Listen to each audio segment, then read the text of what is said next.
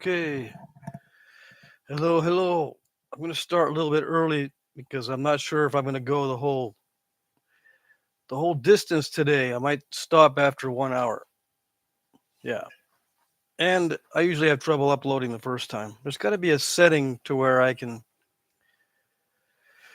just ignore doing the announcement of the live stream. Hey, Alan, yeah, happy Father's Day. David DiLorenzo's here. So yeah, I got to figure out how to get this thing working without having to delete the first attempt at going live, because like 9 times out of 10 I can't go live right away. It just posts an announcement that there will be a live stream, but I want it to go live right away. There should be a setting to where I just go live right away. Lance is here. Buckskin NYB. Marty is here. Oh, you like the Knife River point in the auction? Thanks.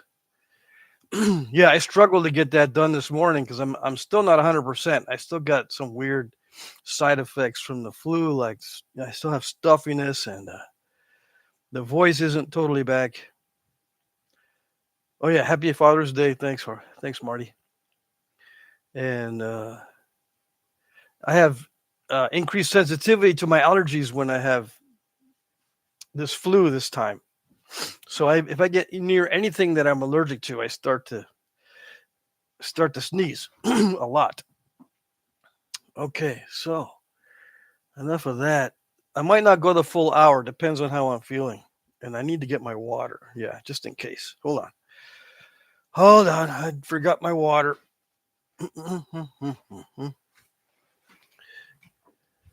Yeah. So, I mean, it's not time yet. We're still early.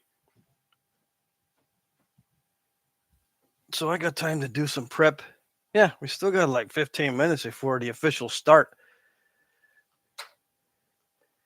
Been smoky up this way from the Canadian fires. Dang. I haven't looked into that or heard about that. I heard the air quality around here is pretty bad, but I'm not sure if that's from the fires in Canada or not. Here in Vermont, there was a little bit of a warning for poor air quality.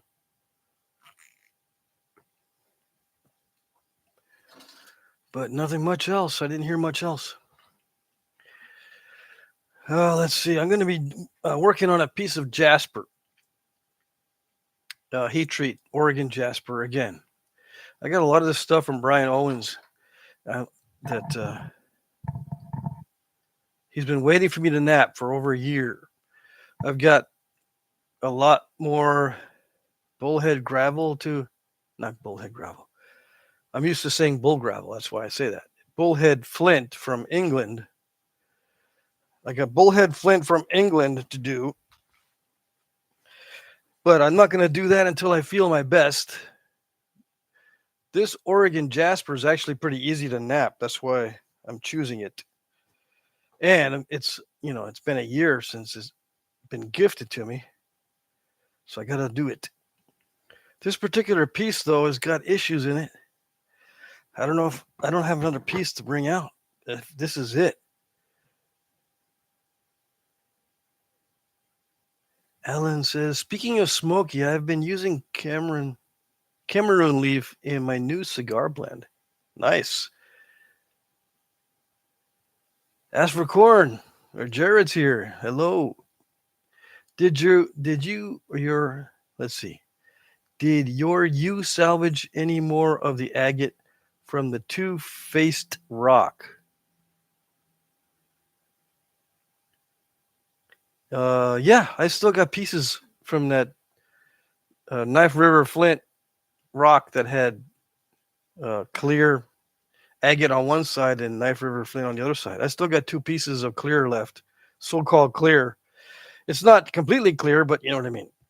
Yeah, I still have some of that left that I'll be napping. Yeah. I'm just not going to nap a lot if I'm not feeling just right. Yeah. I can nap under any conditions. I can be sick and angry and emotional and all that and tired. I can still flint nap it just won't look very good. It'll be passable. And I can do it, and it won't be a big old mess. Not like when I first started napping way back in the day, but it's not going to be my best, which means I'm not going to be able to sell it. And it'd be a waste of time. Moral of that story is if I'm not at my best, and I try napping something to sell, I'm wasting my time. Yeah, because I'll look at it and I'll go, dang, it's not my best. I need to keep going and going and going, and then it ends up breaking. Yeah. But if I'm fully rested and ready to nap, as far as attitude and all that, the risk of breaking it in half goes way down. Why in half?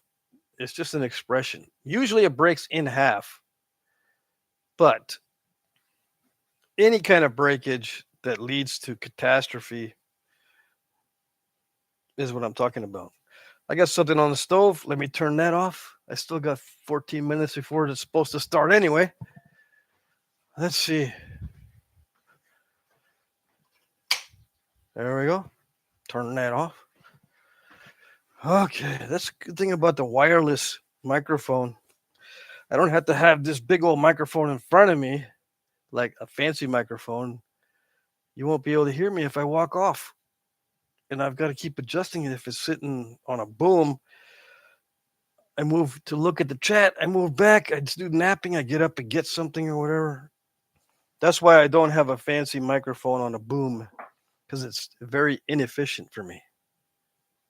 Yeah. I'm going to start napping anyway. We'll see what happens. For those of you who are new, my name is Patrick. The channel name is Jack Crafty. And no, they're not two different names because I'm an ex-convict or something like that. It's because back when I started in the old days, they didn't want you to use your real name for the YouTube channel because of security reasons. Nowadays, they've got it all figured out, I suppose. So it doesn't matter. Anyway, I've got a lot of videos. If you have something in mind that you want to see, just type in Jack Crafty and then type in whatever you want to see that I might have made a video on. And you never know. It could come up. If you didn't know that I've got literally thousands of videos up on YouTube, where you been? If you're a napper and you don't know that, where you been? Oh, I know. You've been on the weird side of YouTube. Yeah. There's the weird side of YouTube, and then there's the weird side of YouTube. Yeah. Come back over to just the normal weird. Don't be over there on the weird side where, you didn't notice that I had thousands of videos.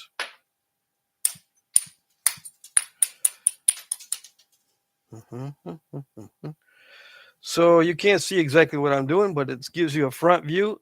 I usually use the first person view where it looks like you're actually napping. When you're watching my videos, you're watching the napping from a napper's point of view and not from a spectator's point of view like this. Right? Why do I do the live streams like this? Or why do I do them at all? Well, I do them mainly so I can answer questions in live time, but also for my subscribers and for my members. I have members now on my channel. So I try to do something for my members. Hopefully this is good, beneficial. Although I got to admit, I'm not that great at doing presentations. If you see me at a nap-in, I'm not impressive. Yeah, so I do the best I can with what I got. And I like to say that I just make doo-doo with what I got. Okay? All right.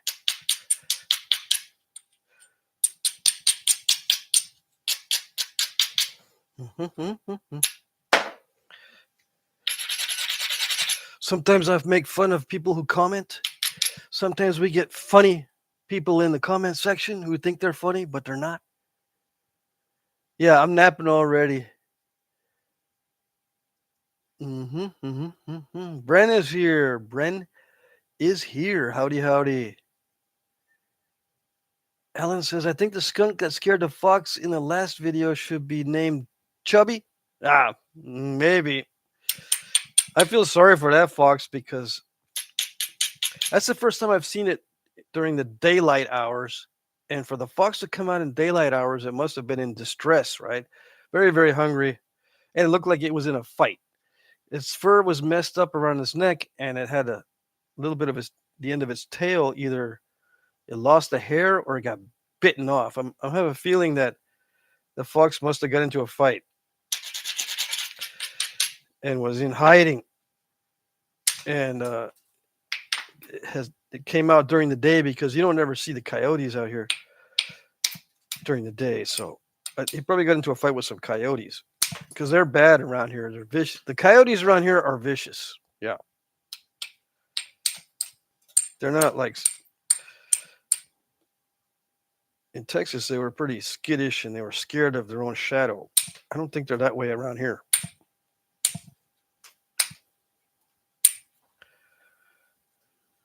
Yeah. So that little fox, I was looking for it last night. Didn't see it. It tends to come out when I put out meat that or bones that I don't eat. Like sometimes I'll have like when I boil the chicken, I'll have boiled bones and some other stuff that I don't like eating. You know, sometimes the skin is nasty. I don't know. Whatever I don't feel like eating, if it's too slimy or whatever, I just throw it out for the fox. He can smell it. He or she, very keen nose. Of course, the skunks like that too. They like the chicken bones. But I notice that when I start putting out chicken bones, the fox is coming out quite often. But that time I got him on video was a complete surprise. Yeah, to me, because all that was outside was cat food, and I just throw it. See, usually I have it in the little bowl for Louise during the day. She'll come around and snack, and then at night I'll just throw it in the yard and spread it out so that there's more than one skunk that comes around and they won't fight over the bowl. They'll just they'll fight over positioning and where they stand when they're eating it off the ground. They will still fight and kind of be very non-friendly toward each other, but it's not as bad as them fighting over the bowl because then they'll bite each other. Yeah, when they're fighting over the bowl, they'll bite each other.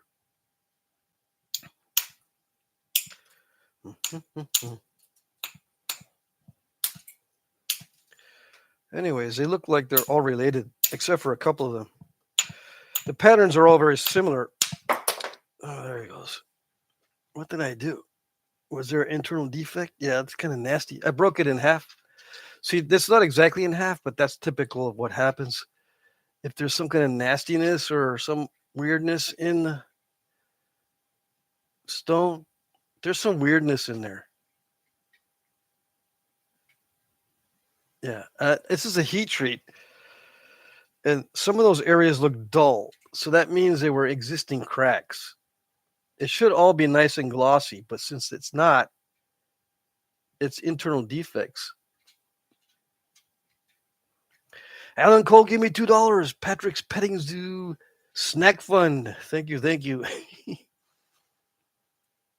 Let's see. Ask for corn, or Jared says, I make doo-doo with what I eat.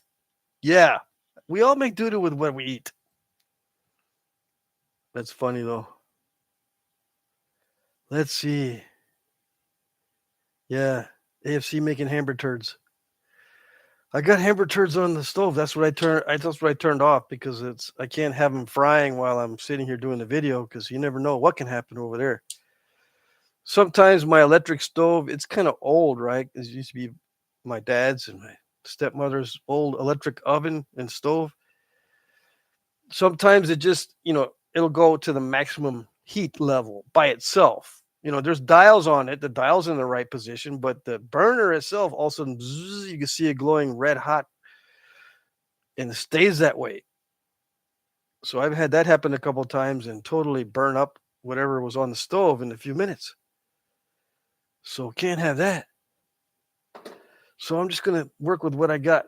I got some of these pieces left here on this Oregon Jasper heat treat. It's nice stuff. Yeah. So I don't know. Should I make a little teeny one? No, let's just work on this one since I can't see really what I'm doing because the light's in my face. But if I don't have the light in my face, I can't capture my motions. Yeah. For some reason, the motion isn't captured easily on video. So I'm just going to do the easier one. Now, does the light in my face affect the napping? Yes. You're not going to see exactly how I nap with the best conditions. You're going to see how I nap with bad conditions. This is not the ideal conditions for napping for me. So it's going to affect the napping. This is going to be slightly different than how I normally nap because I can't see very well and got to pay attention to the video or to the chats. Just so you know. And why does it make a difference? Because what's the rule? Slight, almost imperceptible differences make all the difference. Yeah. Oh, that reminds me. I bought some fabric paint to make my own t-shirts with my own stuff on them. Like whatever I want to write, I'm going to see if I can just write it on the t-shirt instead of having to mess with the t-shirt guys and design more t-shirts with different sayings. I might just start writing the sayings on the t-shirt, whatever you want. Besides, they cost a fortune through I think I got an account through Spring. It used to be called Teespring. It takes them forever to deliver also. I ordered a set of samples of my own stuff months ago, right? 2 months ago. And I just now got a notice that I'm going to get my mug pretty soon. I got my first t-shirt maybe a couple weeks ago. Now they're going to send me my mug. I still got a sweatshirt and a long sleeve t-shirt to go. And they haven't sent it yet. Taking forever. So I'd rather just write stuff on t-shirts and send them out. I mean, I don't have to do that many. Not many people are ordering them, which is fine. Okay, let's see. Mike Mason's here. Super late. Missed most of it. Hello, everyone. No, you didn't miss most of it. Let's see. 5:58. Yeah. It shouldn't even have started yet. Okay. The live stream on Mondays is from 6 to 8 p.m. It's not even 6 yet. How can you be late? Eric's here. Hey, Eric. Blanco E25. That's Eric. Alan says, you can always have me send some shirts or hoodies. Yeah, I can do that too. I don't know I got to set up a way for people to tell me what they want and then I can tell you. But there's no way for me I don't have a way set up for people to tell me what they want so I can tell Alan or tell you. How do I set that up?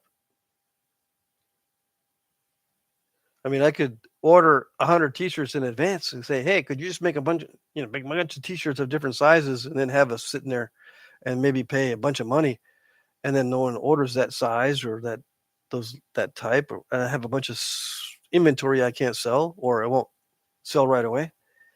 So I have no way to set that up right now. But yeah, I could let you know if I can figure out a way to get people to communicate easily what they want.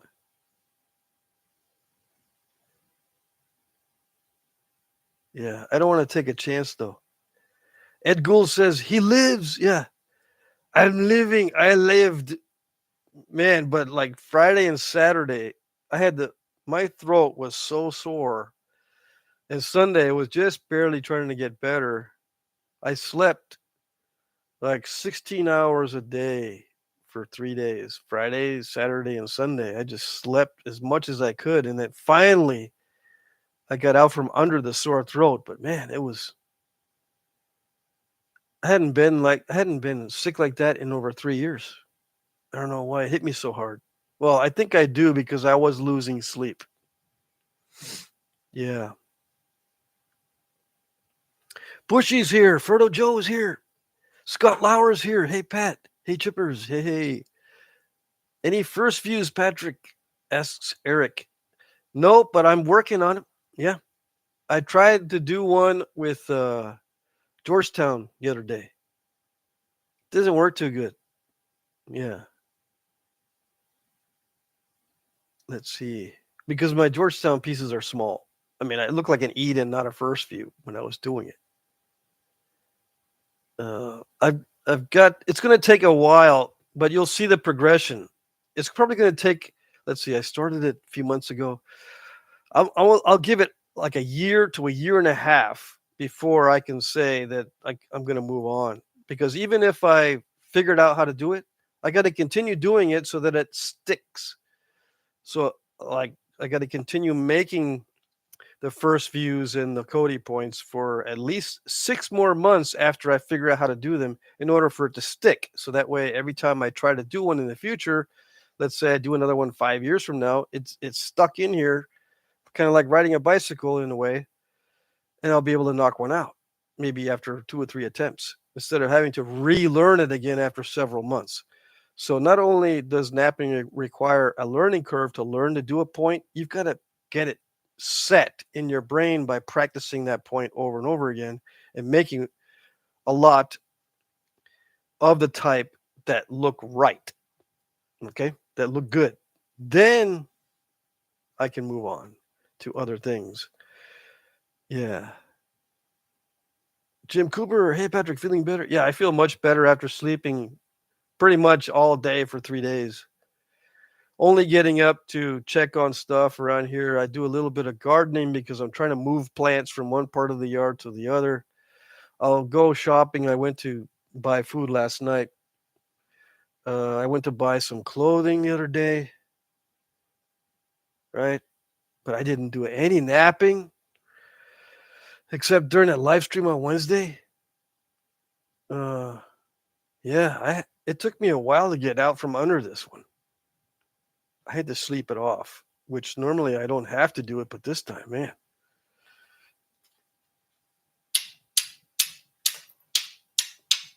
And it could have been like a perfect storm of bad things. I was losing sleep. I don't know why. I guess I was too worried about what I'm going to be doing. I got to take a trip in October, and I still don't know exactly how I'm going to manage it, but I'm going to try my best. I got things to do before the winter sets in. I don't want to be in the same shop all winter like I was last time. Because even with filters and ventilations and masks and stuff, being inside constantly the whole winter, this is like going to be 4 months inside in a completely enclosed area is not healthy. I can't be doing that. Period. It's just not something I'm going to be doing. So I've got to figure out either I'm going to build a new shop this summer and fall, like in the next 5 months, or I'm going to have to ventilate that somehow and provide heat at the same time, which is going to be a more intense heat than I had before with a little space heater. Because the air is so cold in winter. It gets to be like 7 degrees sometimes during the day when I'm out in the shop. 7 degrees Fahrenheit.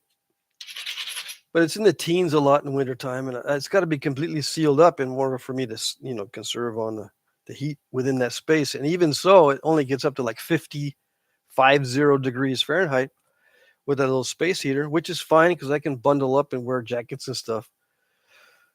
But yeah, I can't be napping inside an enclosed area like that.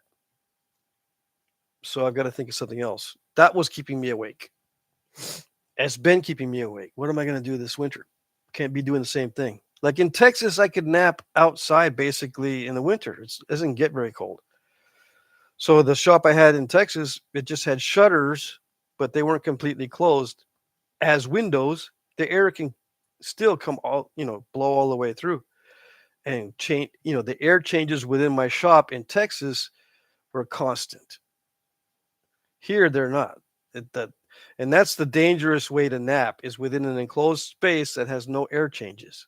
Even if you have a filtration going on, you're still going to get those fine particles coming up into your face while you're napping, even though they might drift off and go through the filter because the filter creates a draft with the fan in the filter system creates a draft. It's still not good enough. All right. So that was keeping me awake. Other things like I got to fix or make sure my vehicles are maintained so I can actually travel. I've got stuff to do as far as redecorating my studios and doing other types of videos. So all this stuff was keeping me awake. All these things I'm thinking about doing. I am feeling better though. Jim Cooper says, "Did you happen to get my box yet?" If I haven't given you a notice, then I don't think I've got a box. But I can't remember. I don't think I usually take a picture right away when I get the box, so you'll know right away if I got it. So if I haven't sent you a picture, that means I haven't got it. Let's see here. Yeah, Jim sent gifts. Let me think about this one. Jim Cooper. Oh, wait a second. Did I no, who sent me that box that I opened during the last live stream? Was that Jim? I don't think that was. I don't think that was your box, Jim, on the last live stream. Let's see. Jared says, Pat, you're in a good zone to grow pawpaws. You should try them. Delicious. Yeah, I should try it. I don't eat fruit anymore. I don't eat any kind of sugary anything. But I'll try them. Let's see. Alice says, Pat smokes plants. He doesn't eat them. Yeah, I'd smoke them. I don't eat them. Right now, I figured out how to dry my mullen plants. I've got 2 mullen plants that are doing really well back there. And I've been clipping the leaves from the bottom as they're getting pretty tall, but I'm clipping the leaves at the bottom. They're big. All right. I could probably make cigars out of those mullen leaves. Anyway, I've been figuring out how to dry the mullen leaves without all that mold that I usually get on them. I tried drying the mullen leaves before and they were covered with mold in my old method, no matter what I tried. But I finally figured it out. I clip the mullen leaf from the bottom of the plant, get the big long leaves, and then I brush off the dust with a brush. Okay? Once I brush off the dust, I don't wash them in water, like I was before, because it gets even more wet. I brush the leaves, keeps them dry, and then I hang them in the shop, okay, for overnight or maybe a couple days. Then I bring them in before they're fully dry and stick them in the fridge and dry them in the fridge for 4 or 5 days, maybe a week. And they get stiff and dry in the fridge. Then I take them out of the fridge, and then the final drying takes place on top of my counters or my little shop table right here. And it works. No mold. No mold at all. It's beautiful. Yeah, and it's dry. but it's not like crumply dry. I can still flex it slightly without it breaking. So, have I been smoking it? No, I've been using it like an incense. I have tried rolling actually a cigar out of some of these leaves, and it does work. Yeah, I just in order for me to get these soft again, I got to steam them, and they get soft again. There's probably a way to ferment those to get rid of all that chlorophyll, but that's still okay. I don't smoke it in the pipe anymore. I just use it like an incense and just let the smoke do its thing. I'll breathe a little bit of it in or whatever. It smells actually pretty good if I don't smoke it, if I just use it like an incense. Why would I do that? Why do I do that? Just to see if it works to clear out my lungs or whatever, because it kind of causes a little bit of irritation. So it makes my nose running and it makes the phlegm come out. Right? When it goes into my lungs, the smoke goes into my lungs, causes a little bit of irritation, phlegm builds up, and then I cough it out. That's the good part about mullen, and it works pretty fast. It doesn't have any lasting itching or discomfort, though. A lot of times when I am exposed to smoke, I feel itching or discomfort for days, but not with the mullen, which is good. Jared says, nap a bunch of blocks and pour a chain wall. Scott and I can come throw the walls up. Oh, okay, I see. Yeah, that would be awesome. Let's see. Jim Cooper says, I just checked the tracking number and it says it arrived. Just figured you had it yet because you were sick. The tracking says it arrived, but when? When did it say that it arrived? Is it at my front door right now? Let me see. I know, probably not today. Yeah, there's nothing today. No packages today. I did get a certified mail, though, from my dumb bank. They're always so far behind. Yeah. I mean, well, there's be an issue at the bank, right? Because my ex-wife and I share a bank account, so she's always doing stuff. Anyway, the bank will send a letter to me, and then I'll call her up, and then she goes, "It's already been resolved, man. It's already been resolved." Okay, stupid bank had me sign a certified letter and woke me up from a nap. I tell you, man. But that's it. That's all the excitement that I had today. No packages. I'd rather have packages. I'm trying to remember what I got last live stream. I have a box in the last live stream. I just don't know what I had in it. I show a box in the last live stream that I did. I did not do one Friday. I did one Wednesday. Right? So during that live stream, somebody's box got shown in that video. I'm thinking maybe it was AJ. AJ's box. I don't know. And don't depend on the post office for being correct. Like it says, it's been delivered. Sometimes it's been delivered to the post office, not delivered to the address. Yeah. I've had that happen before where someone says, "Hey, the box is delivered. You get it?" And I go outside and there's no box. And I find out, yeah, it's delivered to the post office. They just haven't dropped it off at my front door yet. Stupid post office.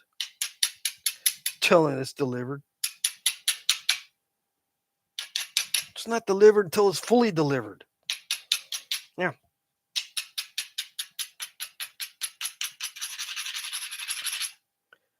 Dum-dums.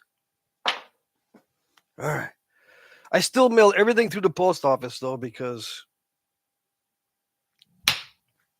if I want to deliver through any other service, I've got to drive, 30 minutes away. 20, 30 minutes.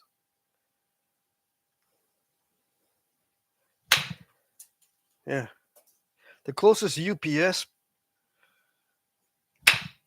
delivery people, if I want to have them weigh it and all that, is 25 minutes away. If I do it myself, I think I can set myself up online to do it and create my own shipping labels. Then I can send it off in town. I just have not set up my own shipping subscription and all that. I don't have a label printer. I just got my regular printer up and running.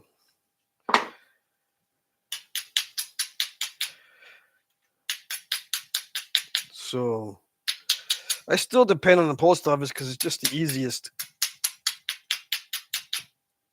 And 9 times out of 10, they'll get it to where it needs to be. And as long as I overkill the shipping, the contents don't get all pulverized. Yeah, that's why I do a little bit of overkill on the shipping and make sure everything's wrapped and double wrapped and whatever. Then the post office has no excuse. See if I'm within the visual range. I'm having a little bit of trouble with the inconsistency of the material. So I'm getting step fractures and all kinds of stuff that I'm not showing you. Okay? I'm not showing you all the bad stuff that's happening. Nope. I'm just talking smack and trying to keep up with the chat. Okay, but that's what I got so far. But the main thing that people get out of this view is the ability to set up their angleometers. Yeah. You better shut up about the angleometer, I'm telling you. I told you before. I'll kick your butt, man. Isn't it useful for your angleometers? Everyone wants to know the angles. What, the angleometers aren't real? Just because you don't got one? Yeah. Mm-hmm. Yeah. Mm-hmm. Mm-hmm. Let's see. Everyone's. Can you see? You probably can see better than I can. I can't see what I'm doing. I'm going to break this in half. Just watch.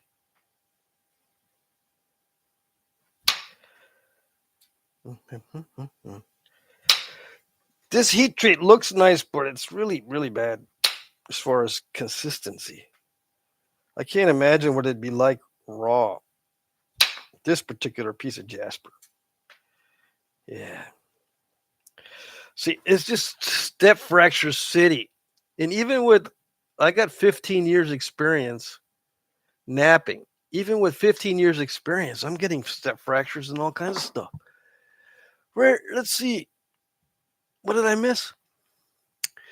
Oh, I didn't miss too much. Those sneaky little skunks stole Jim's box. I wouldn't be surprised. Those guys are getting smart. They even know how to make me nervous now. Yeah, hold on.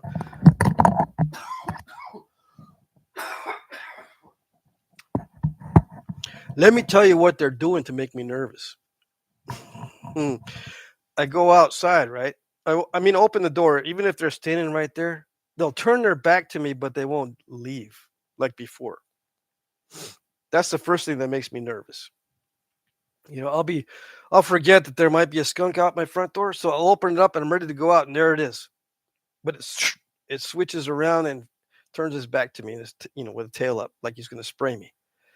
So it's like, whoa. Usually they would just and go off the porch, but no, they just stand there and wait. Say, okay, you're going to do something? I'm like, no, I'm not doing nothing. I close the door again. I didn't think so. And they go back to eating Luis's cat food. Anyway, that's the first thing. Now what they're doing, I throw the stuff in the yard now.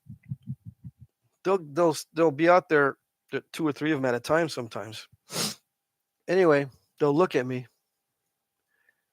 And then they'll decide, let's see, should I go get water now since he's interrupted me? Now I need to go get some water. Yeah, let's just start walking toward him. So they're walking toward me. The first time it happened, they're like, wait a second, you're not supposed to walk toward me. You've never done that before. It, the skunk walks toward me and then walks under the porch and then looks back up like, you still there? All right. Goes get some water. You still there? Well, that's all right. Like, any time now, something's going to happen. So I'm just sitting there waiting. And then finishes drinking water, comes back, looks at me, goes, mm-hmm. All right, goes back to eating.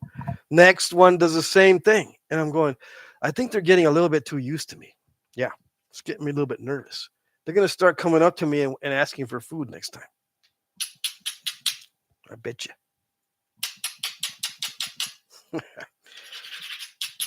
One of my daughters says, why skunks, Dad?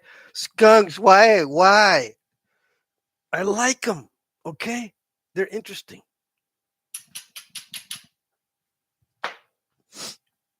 Yeah, the skunks are running off with the mailman? Yeah, we'll see.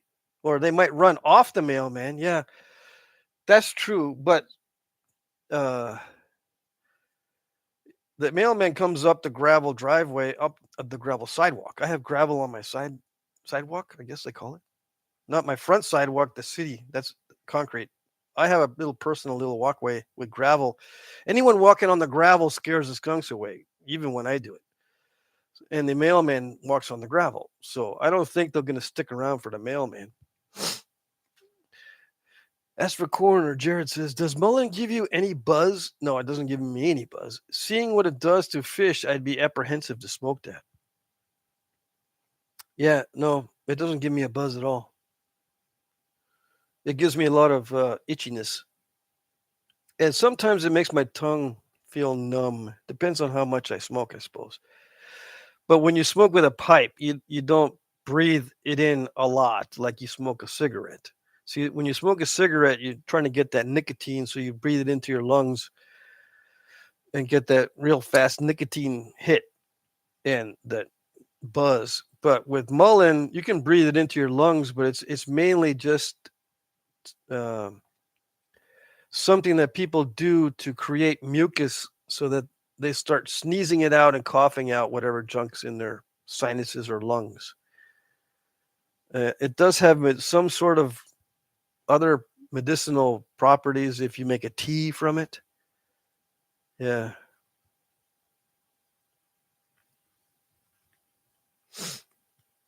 That kind of thing.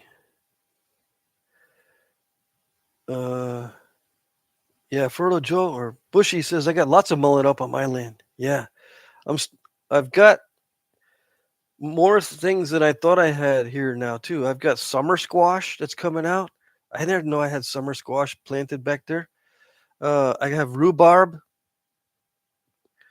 It's a huge plant now. I thought it was just a regular wild dock plant. They call it dock something dock. Anyway, it's actually a rhubarb plant. I got a big huge one because it's been growing a couple of years now. This year it's huge, and it started these flowers and the seed stalks. So I collected a bunch of seeds from I guess it's rhubarb seeds, and they're in the process of drying. I need to look that up, see how to dry them and plant them. I got to move that rhubarb plant because it's right behind my shop, and I can't have it there. I'm expanding into the back. I can't have all these little crud plants back there. I don't need it anyway. I mean, someone can. I can give it to my sister, my stepsister. She eats all that stuff.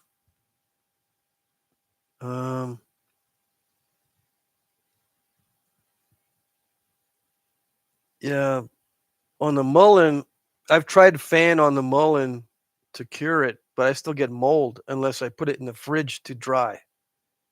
Yeah. Let's see. Yeah, I hope I don't get paralyzed and start floating from the mullen. John John Turner's here. I thought you did an unboxing the other day of Jim's stuff. I It could be, but maybe the flu's got my brain all swollen. I can't remember.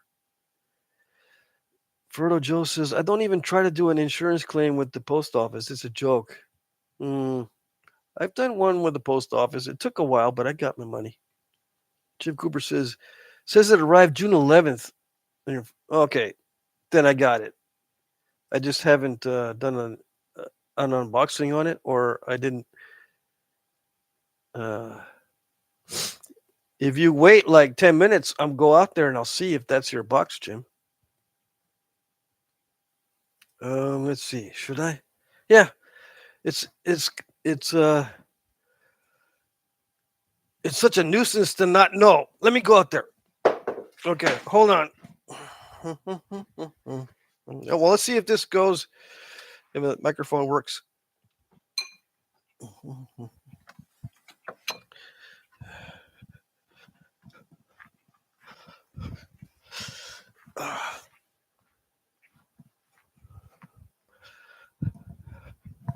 Okay, I'm outside.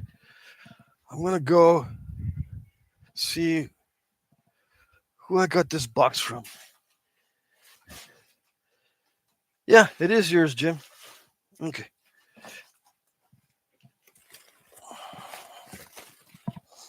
All right, so here I go. You should be able to still hear me. It is Jim's box. I'm bringing it in so you can see. But this was on the last live stream. Yeah. Let's see here. Luis is begging for food. Yeah. All right, so this was on the last live stream that I did. This is Jim's box. Yeah. Now I know who did not watch the last live stream. Yeah. Yeah. Okay. Now we know. Now I don't know. And my brain must be swollen because I can't remember these things. I apologize that I couldn't remember exactly. I think it's because it says James on the front instead of Jim. Although it does say Jim in parentheses. I just remember seeing the James. See, I'm very visual. I have almost a photographic memory because what I remember mainly is images. So I saw the letters James. Yeah. There's more than one Jim that sends me stuff. Or more than one James. Let's put it that way. So there you go. Yeah. So I'll do a unboxing in the first person view. Yeah. Let me know if the audio was good when I went out there.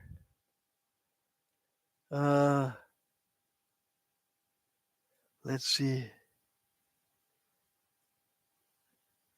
Bushy says, Jim, I had an email and a photo once that said my package arrived at the photo. It wasn't my house. Yeah, that's not good.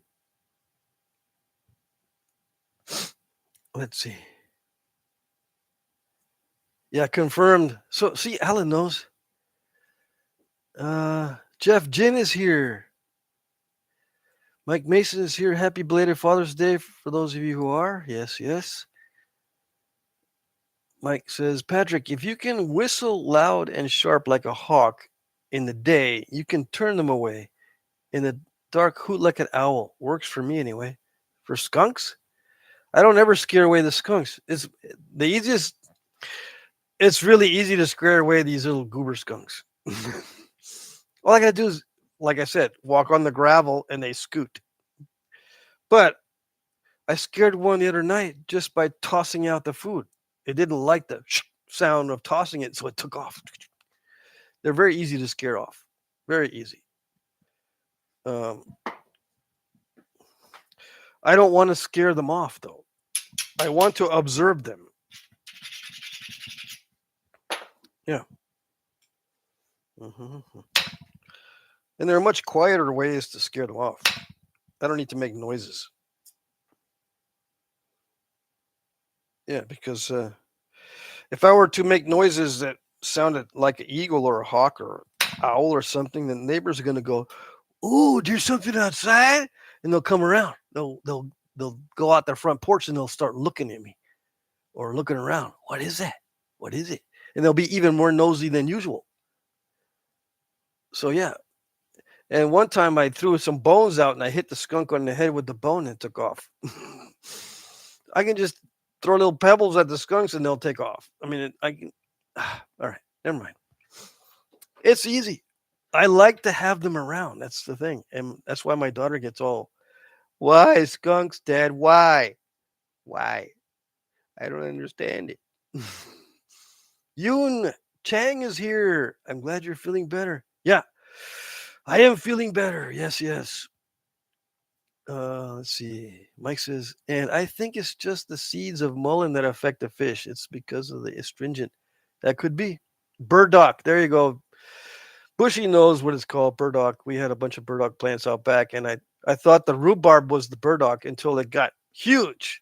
Like it just last year it was pretty big, but it was the same size as some of the burdocks we have. But this year it's like twice that size. It grew from like 3 feet in diameter to now like 6 feet in diameter. Yeah, that's how much it grew. I mean, it expanded somehow, set up new roots or something, or maybe it's a lot more water this year. Maybe it's because of more water this year. Horned owls are a skunk's nemesis. That's what I hear. But dogs around here are also their nemesises. Nemesises. Um, Jim sent a box of basalt with a disclaimer of your tools. Yeah. Mm. Jim says, Alan, it's just the same live stream because I've been speed watching it and I've yet to see any of the materials I sent. Yeah. Let's see here. Dum, dum, dum, dum.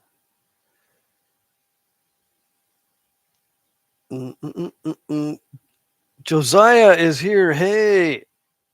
Excuse me while I try to catch up with the chat.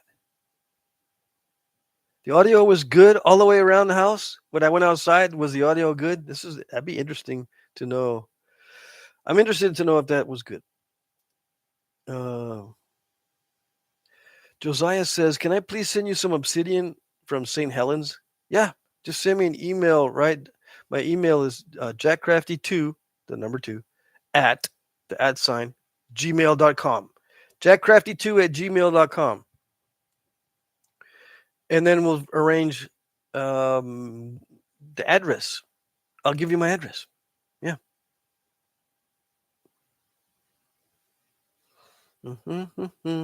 Ralph Snyder's here. He made it. Finally. Let's see. Just look at your neighbors weird. If they look at me weird, says Mike. Yeah. I look at everybody weird. Yeah.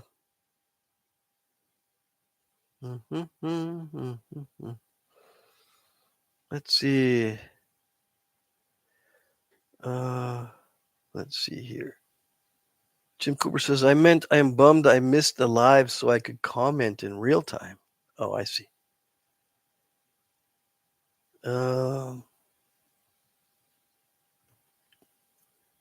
Ralph is making me dig deep for the Knife River Flint point.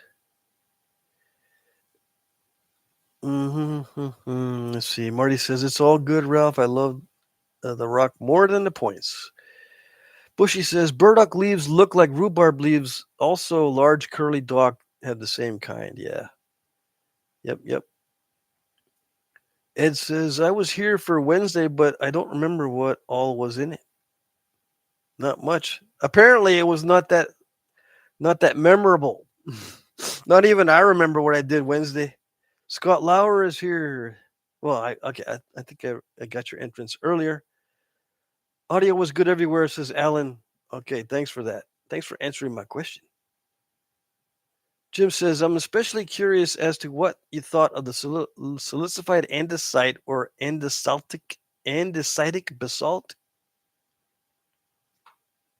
Specifically curious. Let's see. This is basalt? Maybe. So, I mean, this stuff, is this the andesitic basalt? You're especially curious about this? The really, really tough stuff? The stuff that they use for railroad gravel? this can't be napped, Jim. I mean, I could try it, but I've tried this before. You can't nap this stuff like regular stuff. Yeah. Are you especially curious about this or what? Is there something okay, here it goes. Maybe this is it. Andesite. High silica andesite. This stuff? Is that what you're curious about? Let's put everything on pause and see. Let's pause for some station identification here, folks. This stuff? What stuff? Because all it says is OJ. Mm-hmm. OJ, for me, it stands for old jellyfish. I don't know what that stands for. Okay. Mm-hmm. You need to write everything on it that's supposed to be on it. No abbreviations. You know that by now. I don't understand abbreviation stuff. Okay, that's called Awihi Jasper. Awihi Jasper. Okay, that's OJ. Yeah, okay, good. All right, so we got Awihi Jasper, not old jellyfish. Okay. Now, there's some other stuff in here that looks like basalt, but there's nothing written on it. There's some stuff that looks really cruddy.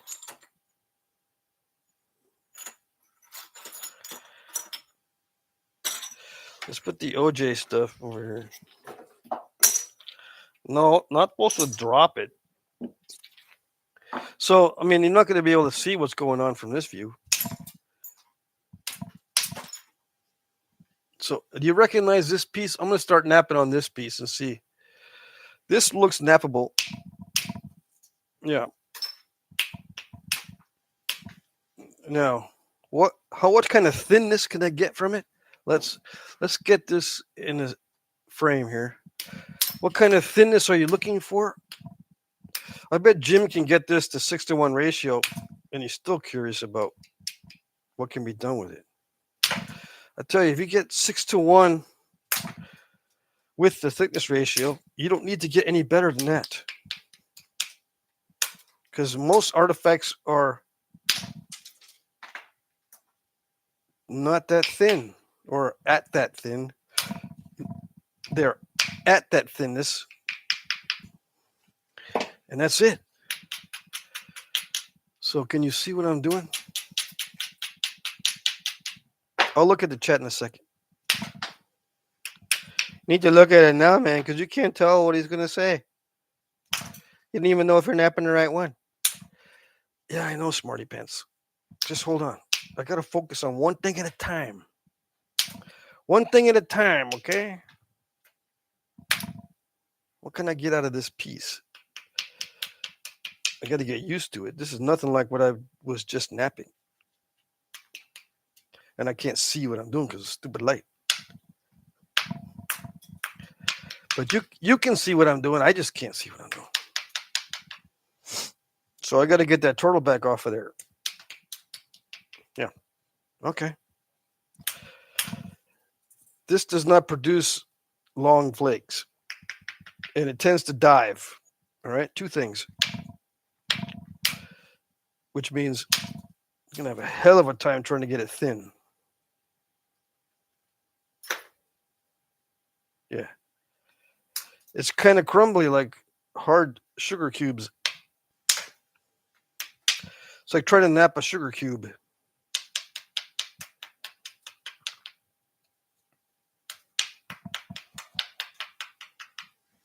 Let's see.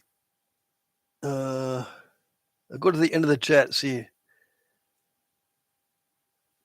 Okay, so just curious to see what I can do with it. All right. So something naps way better than it looks. Let's go back to this original big chunk here. See if I can knock a piece off. Yeah, no, that's not. That doesn't nap in a regular manner. You know, I can make stuff out of this piece, and it looks as bad as it is. I can make stuff, but it's a different kind of napping altogether.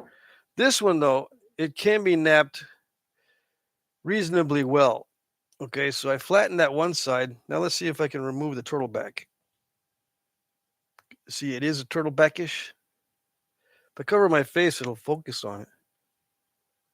See how turtle backish it is? Let's see if I can unturtlebackify it. And then I'll work on this other piece too.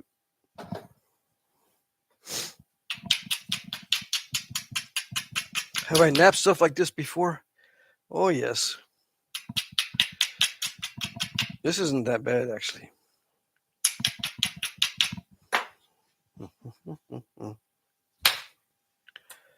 Yeah. It is kind of crumbly. Yeah, that's the thing. With focused energy and focused force, if the material doesn't like that, if it's crumbly, it's hard to get a long flake.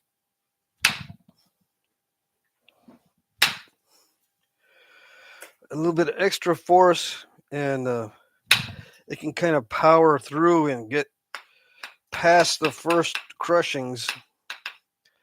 None of this is going to make sense, but it'll crush normally. But with extra force, the first crushings will actually get impacted into the next, I don't know, into the next stage of the flake removal. And it'll still drive the fracture. There's more to the fracture than just peeling the flake off. There's pre-crushing going on. I don't know. Some of this stuff doesn't have explanation in the textbooks. What do you mean pre-crushing and all that stuff and first and second stage fracturing? Yeah, see, none of that's explained, right? And I don't know how to explain it other than you just got to add a lot more force. It just powers through and drives flakes and fractures. And if it doesn't, then I go on to something else. I don't try napping it. Why don't you just slow it down instead of speeding it up? It never works. It never works when I slow it down. That's why. So I consider that tactic stupid. People are not going to like it. I don't like it when you say that. I know. I told you. I just told you.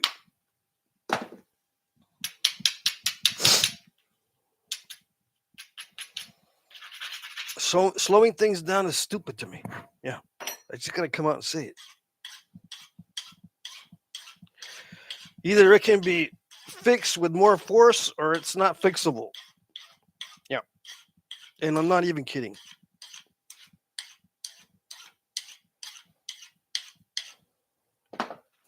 I'm not going to deal with it. Only deal with something that requires more force to fix it. I'm not going to sit here and try to brace it or support it with something or put it in a jig. Nope, nope, nope.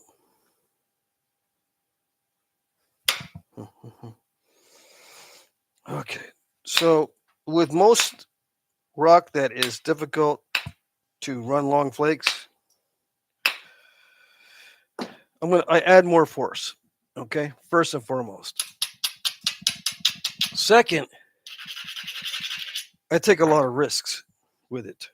It grinds down easy. So I dropped the platform really low this time on that. Whereas before, I wasn't dropping the platform. I took the top off of that. I don't know. I'm driving flakes, trying to get across the top of that. I'm only getting about halfway. And it's mainly because of the edge crushing that's going on. I know I can blast through the first stage of crushing,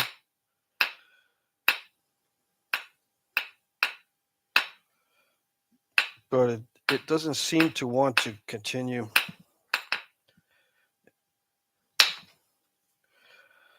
Yeah, the surface needs to be flat, pretty much. Turtlebacks are difficult to get rid of. So an already flat piece is going to be easier. Right now I'm just going to reshape it and get closer to that turtleback. See the cross section?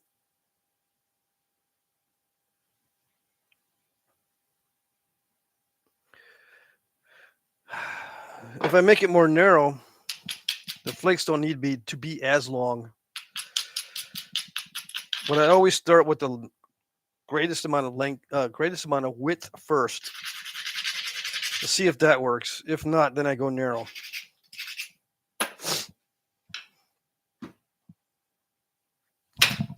And I hit it like I'm going to break it in half. Take a lot of risk.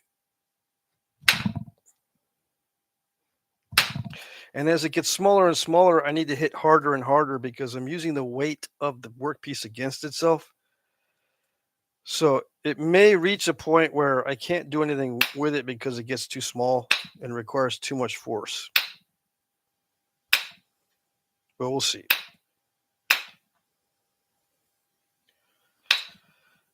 See, once it gets really, really small, it may require more force than I can deliver.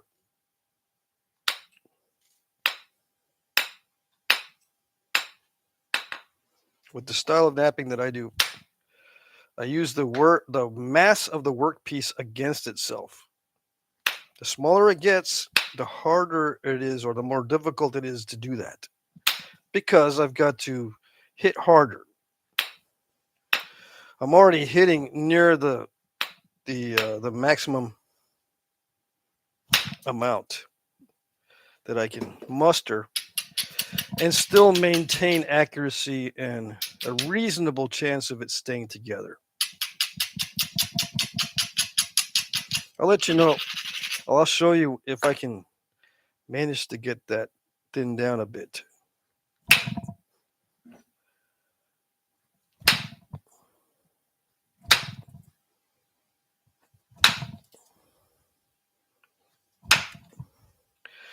Yeah, with the amount of force that is required. Let's see. What's going on here? I got a message. Anyway, it's getting too small to get past that obstacle. I can't deliver enough force to get it past that obstacle at this size. Okay. If it's already a thin flake, I can probably do something with it.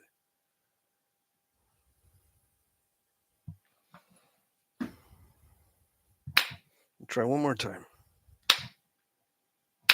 One of the bad things is I can't see what I'm doing.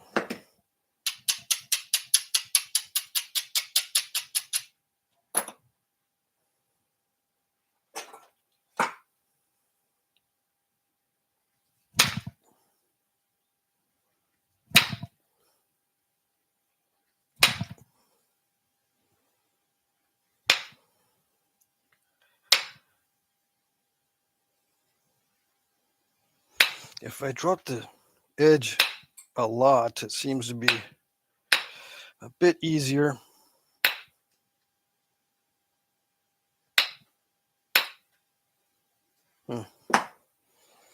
But the edge crushes a little bit too easily.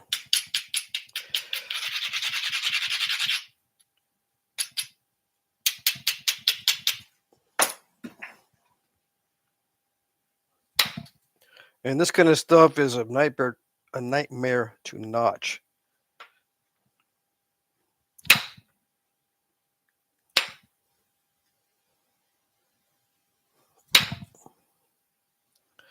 So I would just make a stemmed point out of it.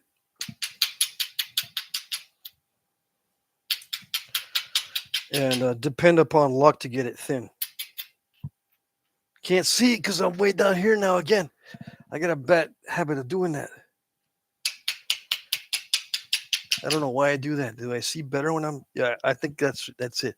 I see actually better when I'm like this down here because of the light situation.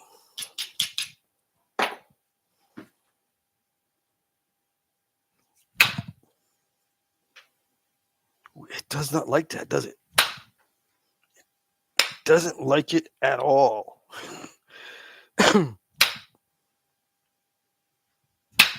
Come on, I know you want to do it.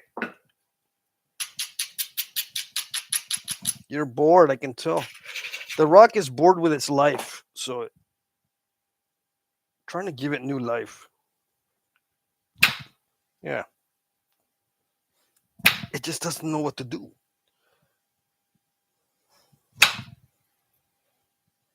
Doesn't know how to handle its new life.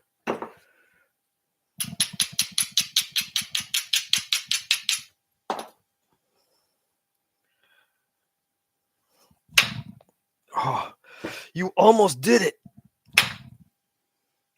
Almost did it. Just a little bit more. That's it.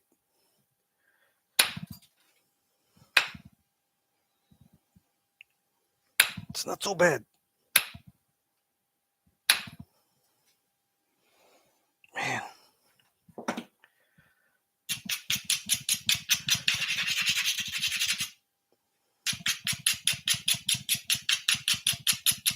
I thought I was done for a little while ago. I might still do something yet. Yeah, maybe. I think that's it, though. It's getting to the point where it's going to stay at that width to thickness ratio. It's like a 2-to-1, maybe 3-to-1, if I'm lucky. Yeah. This is a little dart point size. I don't want to go smaller than this with that particular material, but I could haft it. Yeah, even at this crude stage. Now, it doesn't have an edge on it. That's another thing. To put an edge on that stuff, I don't know. Well, this stuff is powdery. This next little nodule, this stuff comes off like it's a powder. Let's see, is it hanging? All this dust hanging in the air? No? Okay.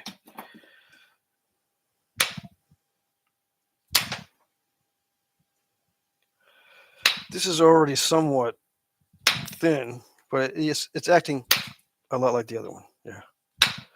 So it's not going to do much. This other stuff that is, it's like railroad gravel. The stuff they use on railroad tracks. People have sent me boxes of this stuff.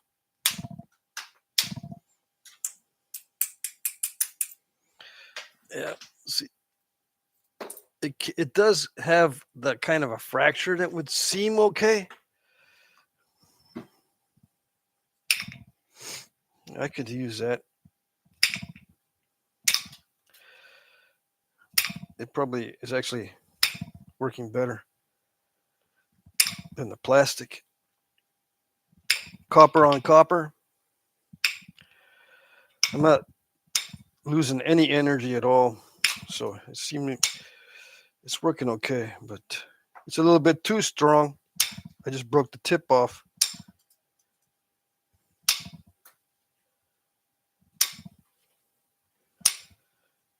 But yeah, if I was going to make arrowheads out of this stuff,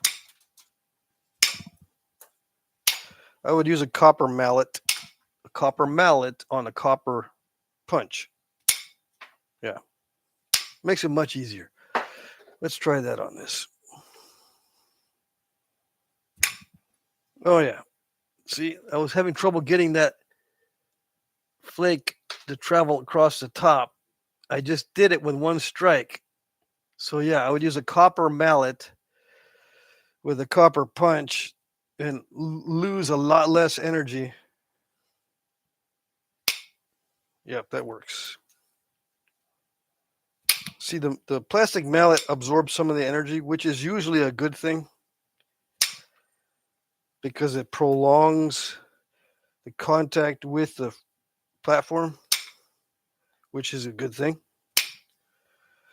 It usually ends up being a longer flake. The longer you can remain in contact with these two items, the longer they remain in contact with each other, the better, because that means the tip of the tool remains in contact with the platform longer. And there's no bounce. Like if everything's going boink and then boink, bouncing, you're not going to get much flake travel.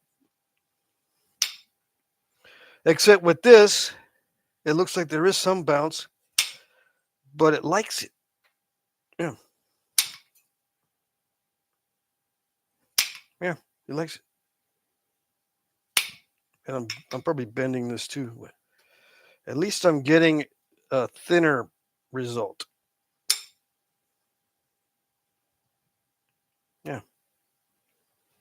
So thinner result with the copper on copper.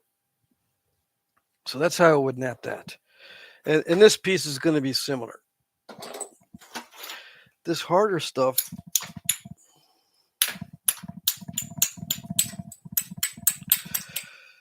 it crushes easily. That's the main problem with this, is the crushing. Yeah. And the flakes do travel somewhat.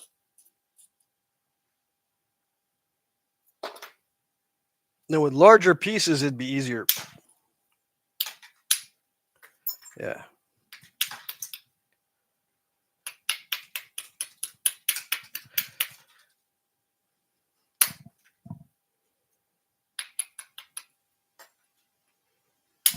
Mm-hmm.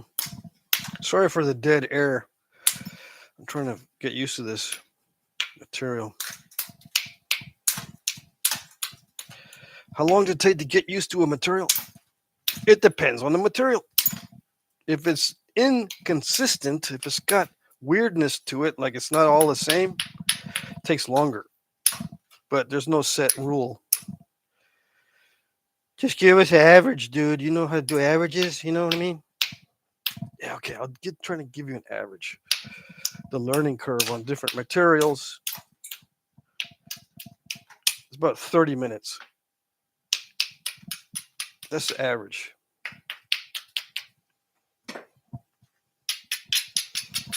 To get fully used to it. I mean, you can get used to it after 3 minutes, not 30 minutes. After about 3 minutes, you kind of know. But 30 minutes to make something good out of it is the average. So what does that mean? 15 minutes to an hour and a half or something?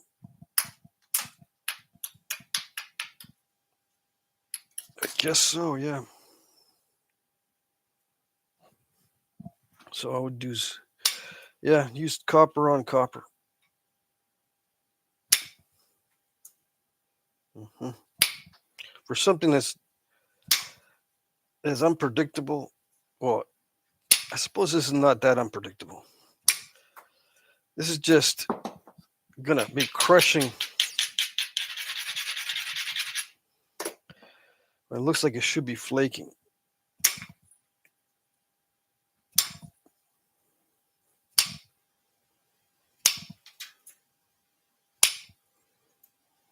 But it seems to like this metal on metal stuff.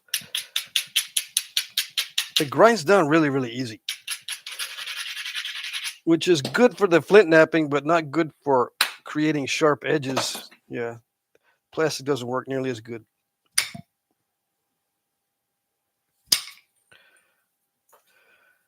Yeah, it's going to be hard to sharpen this stuff.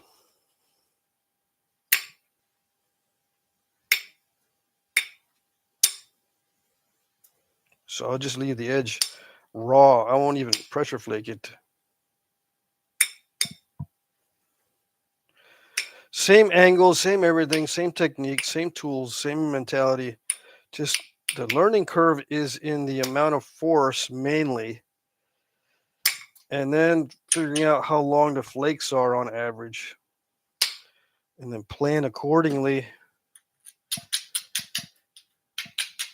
I'm trying to, like I said, I always start with the maximum amount of width possible. See if that works. If it doesn't, I just go more narrow. This material does not allow long flakes that are small and thin. It probably allows long, big, old chunky flakes.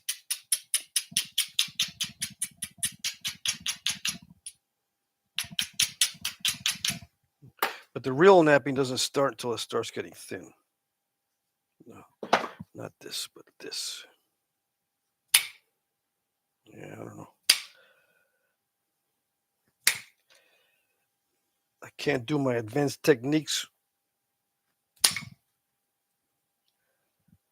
No, it doesn't like the fancy stuff. I'm trying to get long, thin flakes. It doesn't like those fancy, long, thin flakes.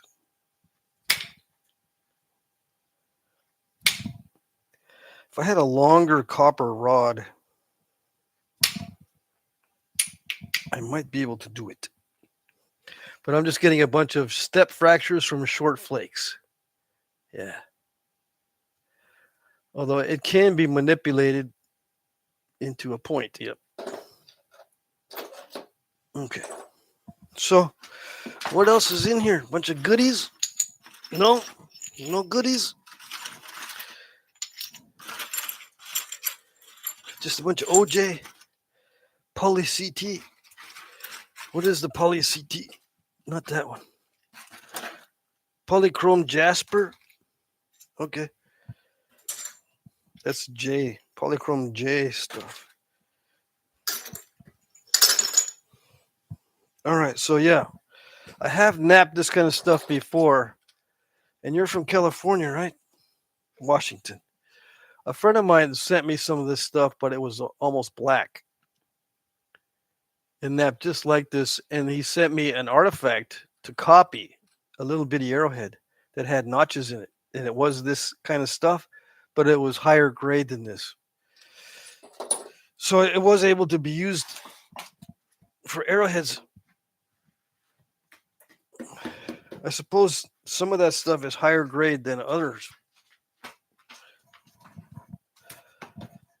As long as it doesn't crush when you've tried to nap it, it does better. Oh, it should do better. Let me see. Let me retie this. What did I do? I bought an actual apron. Yeah.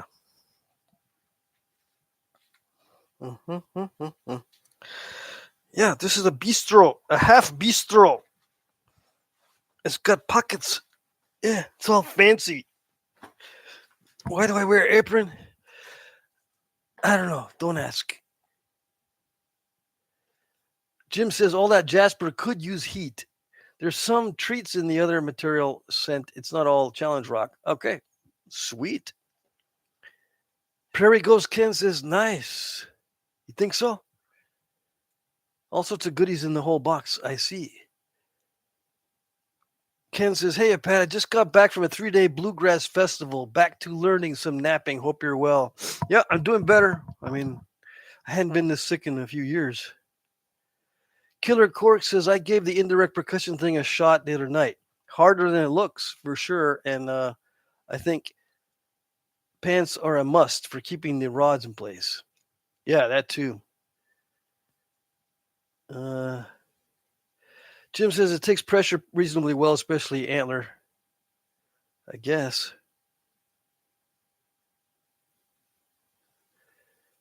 on this stuff, antler on this stuff. It takes pressure well. I think, are we talking about the same stuff?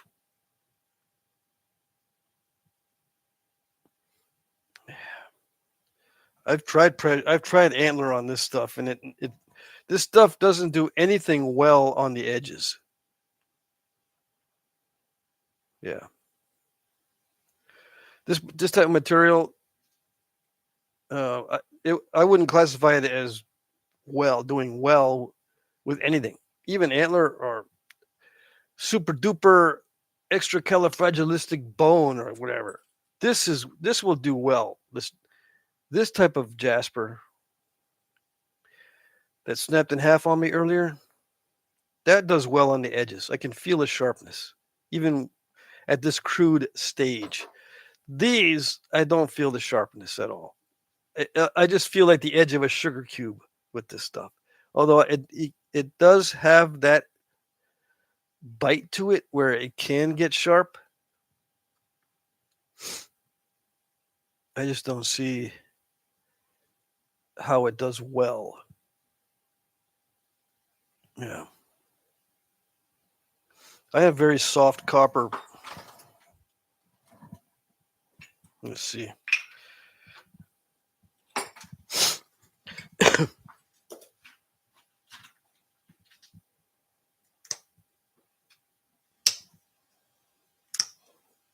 No. It crushes.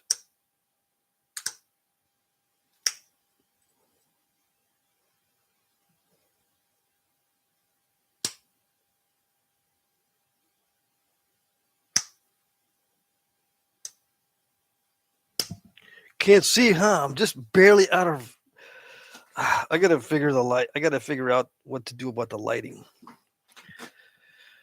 I tried dozens of lighting configurations. I've sat in here for over an hour trying to figure out different lighting configurations, and all of it is blurry unless I set it up like this.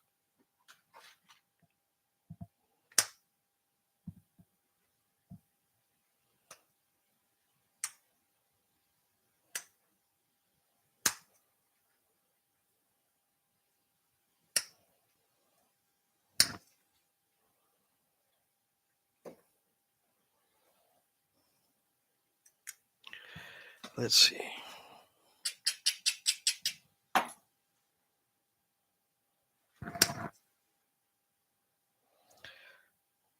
I can see where it's manageable, yes. It is manageable with pressure.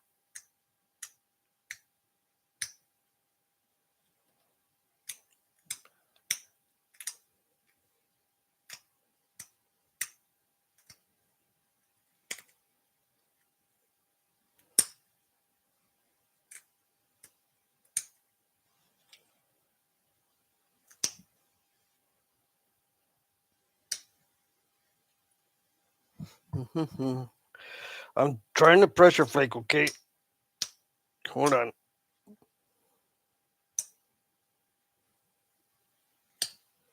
Trying to get the edge thin. That's the only way it'll get sharp. If I can't get the edge thin, then forget it.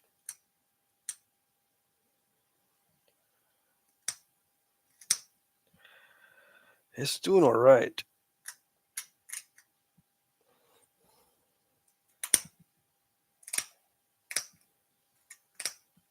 Yeah, I just don't see that it's going to be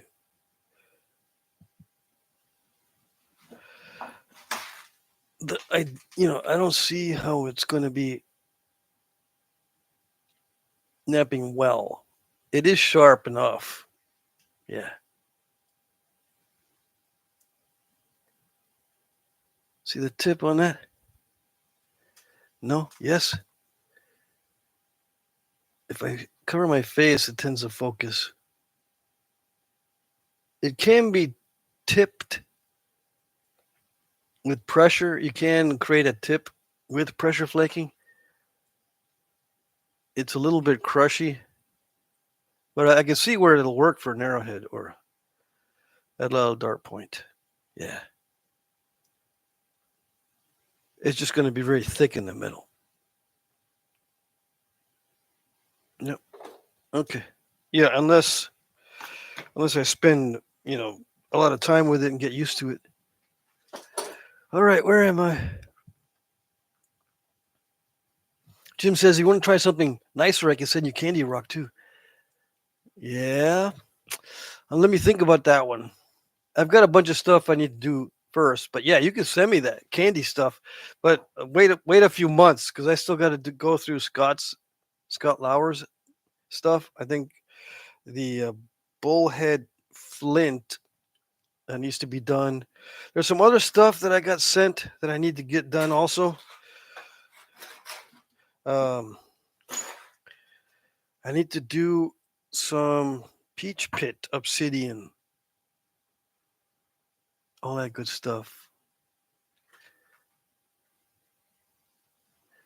So yeah, just wait a few months, and that'd be excellent. If you could send me some nice, cool stuff.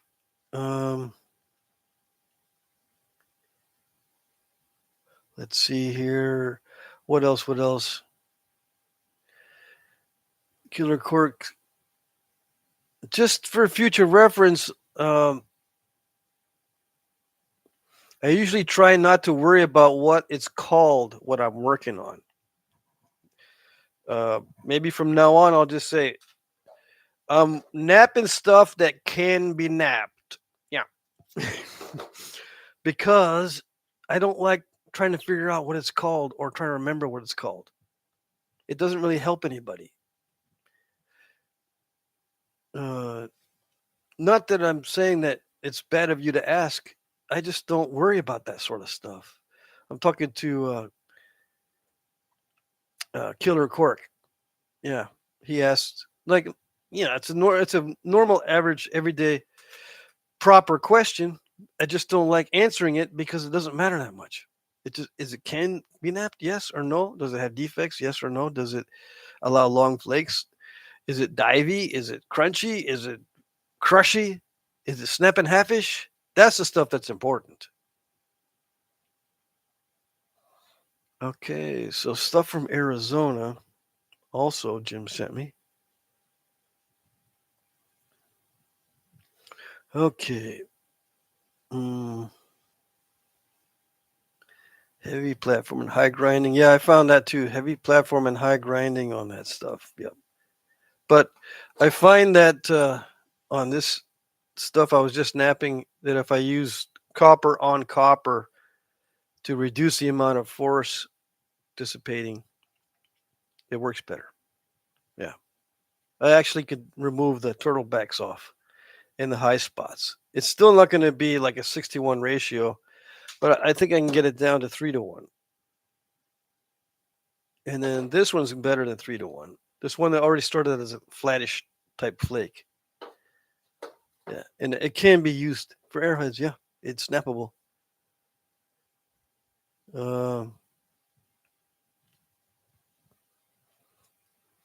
Ed Gould says, this kills my eyes and gives me a headache looking at the chat on the computer. Welcome to my world.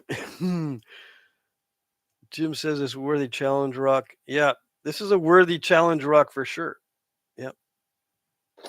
It's silicified. What is it called? Andesite? High silica andesite. Uh-oh, am I losing everybody?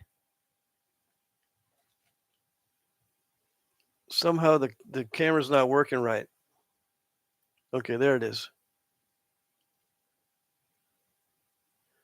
Killer Cork says, oh, the nappable stuff. Gotcha. Yeah, that's what it is. Yeah, I'm going to work some peach pit, Alan. Don't worry.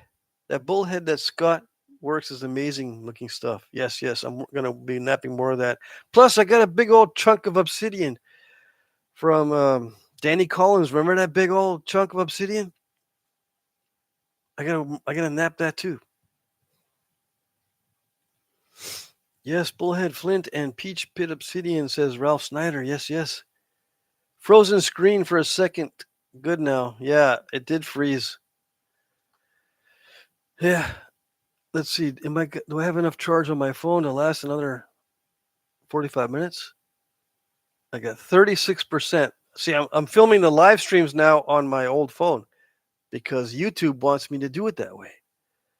I try to go live on the computer and the phone goes, "Hey, look, it wants to film from here." I'm like, why are you guys communicating with each other? I don't like it when devices start doing stuff behind my back.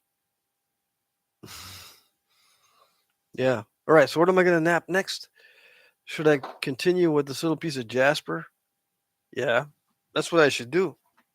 Right? Yes. Yeah, I knew you would agree. Little Jasper. Okay, little Jasper.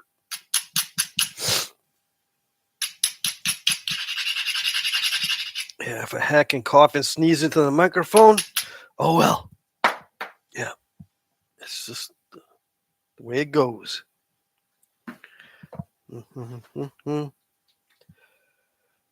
I going to be napping a lot this week? I don't know.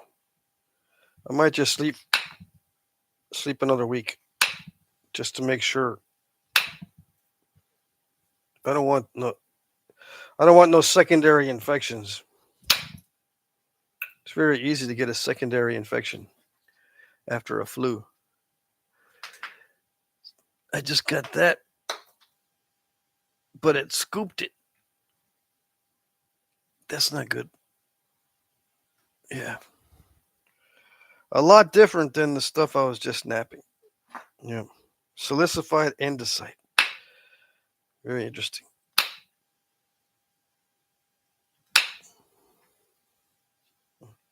Yeah, thanks, Jim, for sending me that. I'm pretty sure I can get something out of it. And then you said there's more goodies, so I'll be doing a first-person video on those items.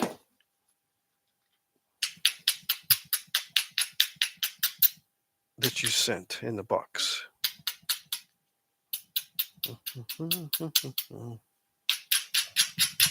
What else is in here? I mean, there's more stuff. There's stuff in these little cleverly packaged things, the popcorn boxes and stuff. Blue spiderweb obsidian. Binthalia opal. See, that's another reason why I don't worry about what they are, because I can't pronounce it. Binthalia opal, blue spiderweb. Okay, blue spiderwebs is easy.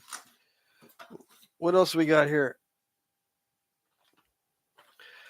Pastelite, some chalcedony.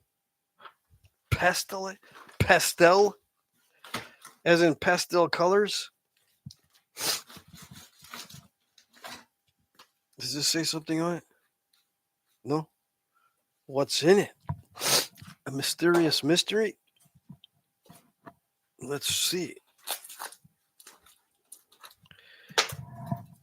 Yeah, some rocks are not sharp. Hold on. I'm falling apart here. I'm going to make sure this is always on. Energy saver is on the computer. My computer's going to die. Hold on. Now the microphone is going to be all messed up. I'm puffing into the microphone probably. Let me get the plug for the computer so it doesn't die. Hold on. It's such a wimp. Let's see. Where is it? Where did it go? Is this it? No. I'll find it here in a second. Where is it?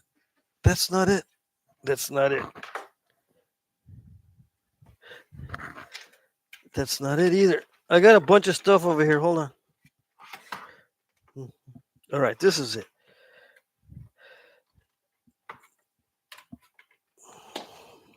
I need to get all my power cords organized. All right, I got to get my power cords all organized over there. I think the computer's about to die, so hold on. Someone's giving me some super chats. Jim Cooper is giving me money. Hold on. Do we have chargation going on? Let's see. I don't know.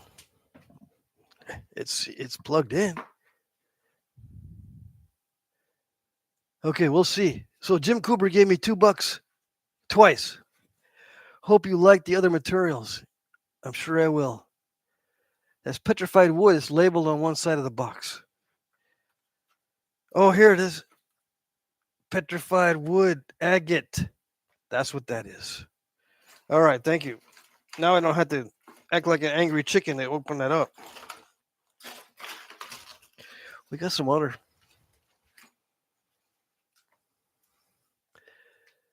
Glassy. Sticks to magnet. Okay. Hematite? Question mark.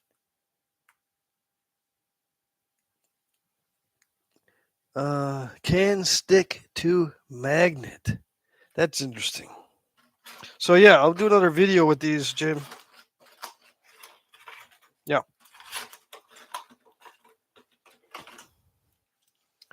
Oh yeah, I already showed raw moss agate, Montana moss agate.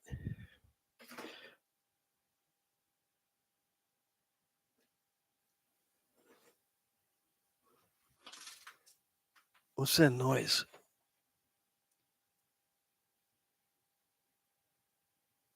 Hold on a second.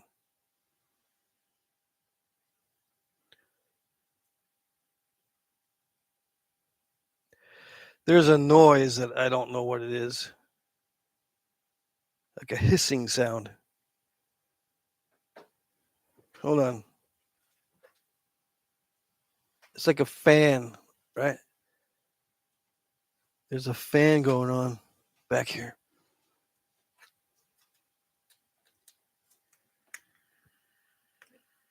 Okay.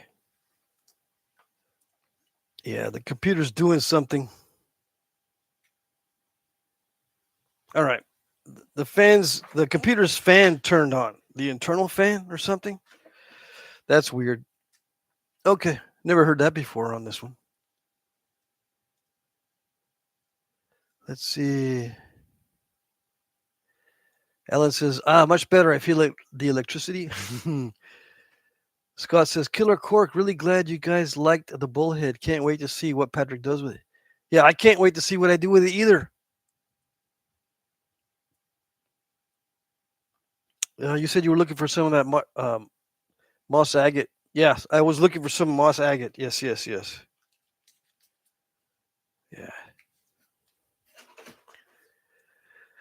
Oh, let's see. There's a mouse in the house. I guess so. Better get Louise. No, Louise doesn't mess with any animals at all. I mean, she'll chase them, but I saw her chase a bird the other day, but I think she just likes scaring them away. It's not like she was trying to creep up and get one. She just kind of saw one and chased it off. Let's see. Scott, love that stuff. Looks amazing. Nice gesture. Can't wait either. Yes. That petrified wood is really nice, says Jim. Okay.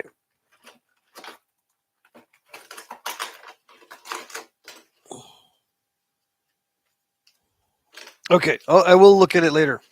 Yes. All right. Let's get focused again. Yeah, we've got like 30 minutes left in the live stream. Let me check the auction really fast here.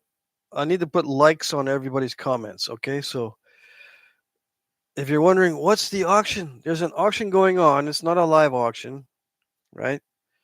It's just I posted items for bid and people bid in the comments section.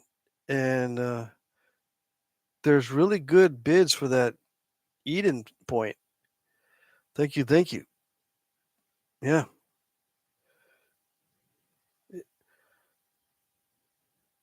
It's just a small point, but there's a lot of good bids on that one. Awesome. I don't think it's my skill. I think it's the Knife River Flint itself. Yeah. Let me see here. Hold on I get a little bit more to go before I can for sure let everyone know that I saw their bids. I put a like on everyone's bid that I see. That way you know I see the bids. Yeah, I see your comment, Killer Cork. I see yours, Ralph. Red-Eyed Patriot. Yes, yes. Okay, so I got all the comments liked on number 1. Now, item number 2. I'm liking all the comments that I see. 1, 2, 3, 4. Declare a bidding war on number 2. The Jasper Corner Notch.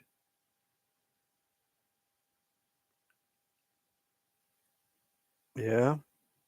There's a little bit of a bidding war, not too much yet. Okay, I think I got likes on all the comments or all the bids. If you don't know how to get to the auction, it's just in one of my videos. It's like my last video before this one. Right? Go to my channel and hit videos, and then it comes up as a regular video. This one doesn't even come up as a regular video. You gotta hit like the live button. But the auctions come up as a regular video. Auction 7U. You just type in auction 7U and you'll find it probably. You might have to add Jack Crafty to that search terminology, but just in case you're new and you don't know about this stuff. Me and Ralph are after the Eden, says Marty. Yeah, I saw that. Killer Cork says, I had 2 chipmunks in my house the other day. The damn cat brings them and mice in sometimes and lets them go. Yeah, they're not dead yet, right? Yeah. Luckily, we had not had any cats like that. Alan Cole says, I have an obsidian black butter Scotch Bluff Eden from Patrick. It's amazing. Oh, thank you, thank you. Yep. Hit the like button. There's less likes than there are people watching. By this time, there's usually more likes than people watching. Looks like people are sticking around. Or the ones that don't stick around don't come back. Oh, yeah, he's doing a live stream of that dumb stuff. Yeah, doesn't even nap. He just talks and doesn't even talk right. Yeah. Not much of a show. This is an interaction. This is not for entertainment. This is for interaction and community fun. All right? It's not for it's not to do a show, you know. There's no script, there's no intent to monetize this. I don't monetize these live streams. It's not a show. Although I do have a little on-air sign. I did that because let's see. Harley gave me the idea. I said that's a great idea.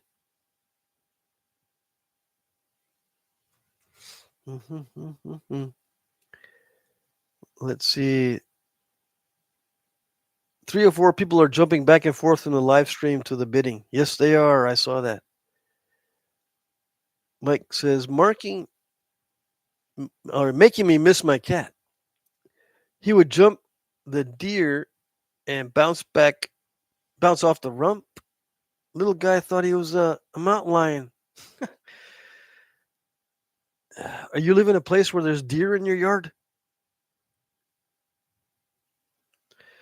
Amazing. Yeah. Although I do have that little fox that came in last time.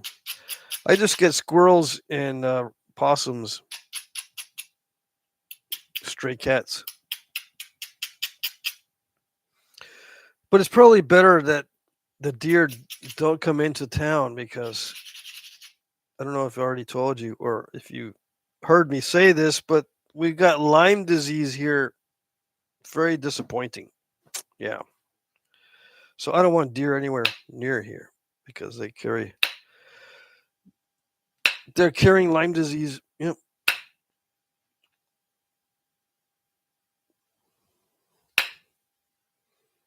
The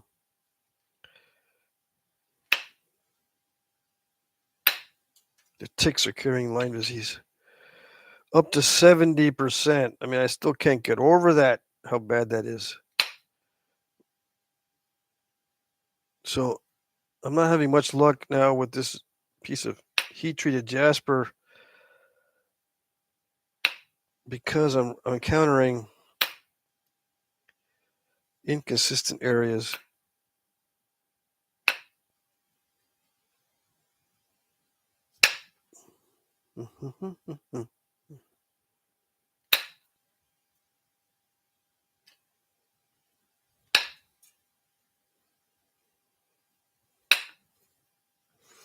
Yeah. It's not too bad though, this jasper. It's this is Oregon jasper. And I say that because I want Brian Olson to know, if he's in the chat or lurking, that I am napping his stone. That's taken me over a year to get to, right? As far as I remember, I think it's been over a year since he sent it to me. Yeah, I'm terrible. Takes me forever to do stuff. And it doesn't make it any better that I announce that I'm going to do stuff. It doesn't light a fire under me to get it done. It just gets done when it gets done. Who knows? So be warned. Just giving you fair warning. If you send me stuff, I might not get to it for a while. And if you can't wait, don't send me stuff. No. If you have trouble waiting, or you think I'm selling it on the side and just lying to you about gonna use it, don't send it. I don't sell it on the side. I'll let you know, especially because if I do sell some stuff, it'll be in the auction. I do sell stuff on the side, although I'm not doing it anymore. I sell materials that I buy, or I sell items made from materials that I have bought. Unless you tell me that I can use the material you send me for anything I want, and then I might sell on the side without anybody else seeing what I make. Not that it's all that different from the auctions. Just fair warning. Yeah, it takes me forever to make stuff out of stuff you send me. In most cases. If it's a challenge, I'll probably get to it right away. But if it's too much of a challenge, I might not ever get to it. Oops, I'm doing it again. Yeah, if it's really, really bad, I might not ever get to it. You have to remind me. If it's a really, really bad stuff and I haven't gotten to it and you really want to see it, you got to remind me. Because what I'll do is I'll stack it, and I'll say, okay, this stuff I'm going to do it, but it's very poor quality. So let's just save it for when I've done this other stuff first. And if you don't remind me, it'll just stay at the bottom of the stack.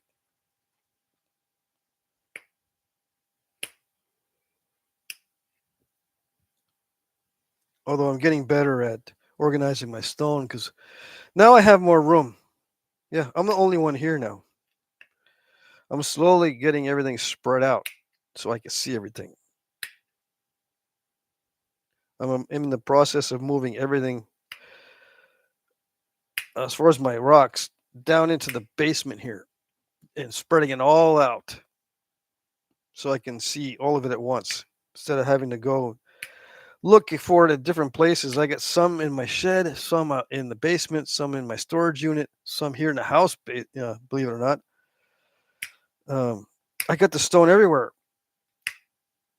I have little trays of stone in boxes.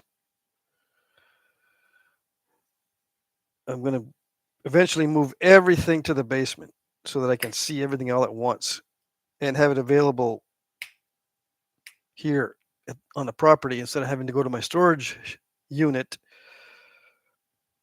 in the next town.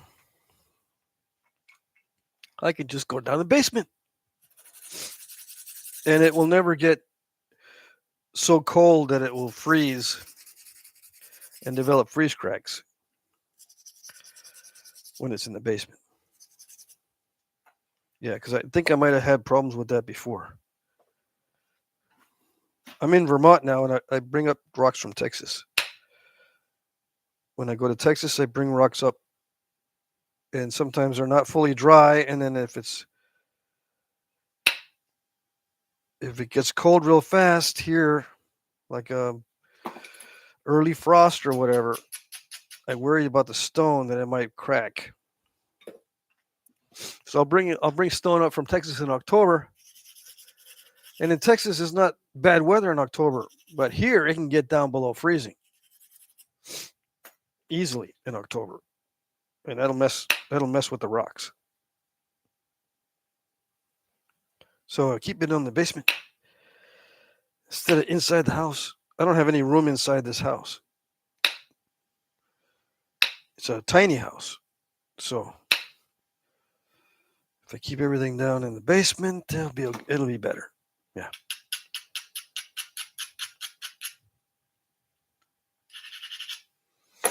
Hold on, I'm trying to stay focused here so I can at least get something productive out of this piece of jasper.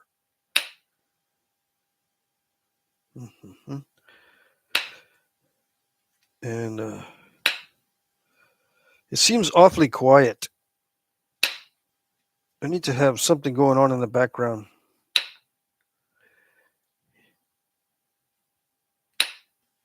Oh, I know why it's quiet. I've been having the windows open and I shut all the windows today.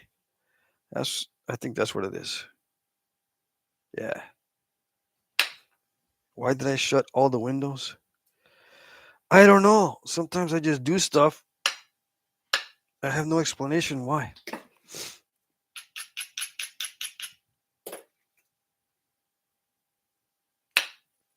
I should have left all the windows open. That way we can hear the church bells. We can hear the neighbor's dog. We can hear the outside city noises. We can hear the birds chirping. But no. I decided to shut everything down. How much time we got? We got 20 minutes left, right? Where's Sal? Yeah, where's Sal? Let's see. Jim says, as far as I'm concerned, as long as you try it at least once, then you can do what you like with the rest. Awesome. Thanks, Jim. I'm going to open the windows. Jim says, I read a post about a football player named Hunter who was a vegetarian, so his nickname, I gather, I found that was hilarious. Yeah. Senku is here. Hey, how are you feeling? A bit better? Yeah, a little bit better. I still got congestion, but I'm feeling better. Let me open the window so we can hear the neighborhood sounds and that kind of thing. Okay, that window is open. Let's go to the other one too.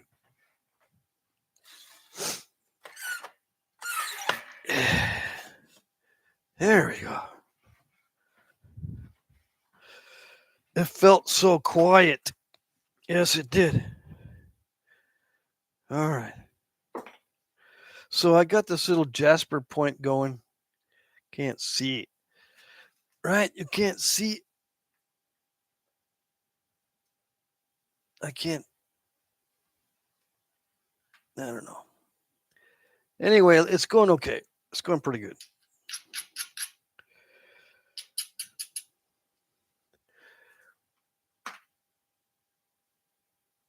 That helps.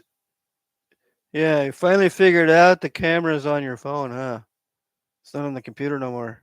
Yeah, I finally remembered the camera is the phone now.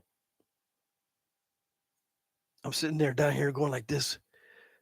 trying to use the computer's camera. Come on. There it is. That wasn't so hard now, was it? I'm such a dum-dum. Okay, turn it that way. Yeah. There it is. Yeah. I tell you. I'm going to blame it on the flu. I can't think. But it's not me. It's the flu. Yeah. I know what flu, man. Yeah, I know.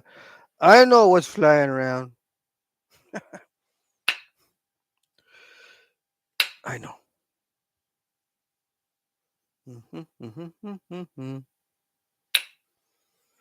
Okay.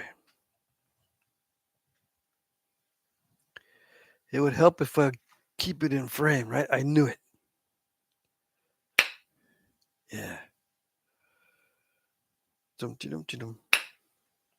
But see, I can't see what I'm doing. So I just need to keep it where I can't see what I'm doing. That way it'll always be in frame. Yeah.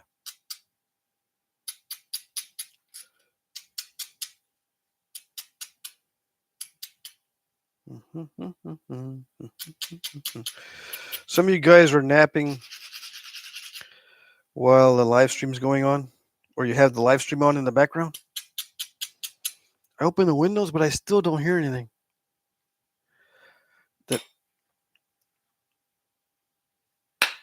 So the neighbors are quiet. There's no city sounds that I can hear. It's just eerily quiet outside. Yeah. It's supposed to rain tonight. Are we still live? No, we got interference. The camera is acting up.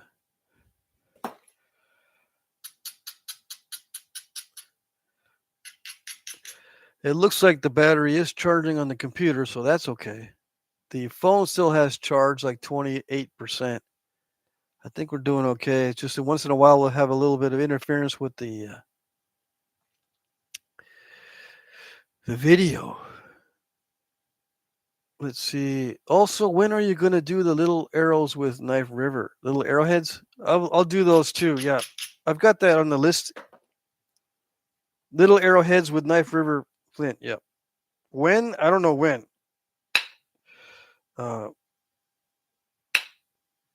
If I plan it, it won't get done. Yeah.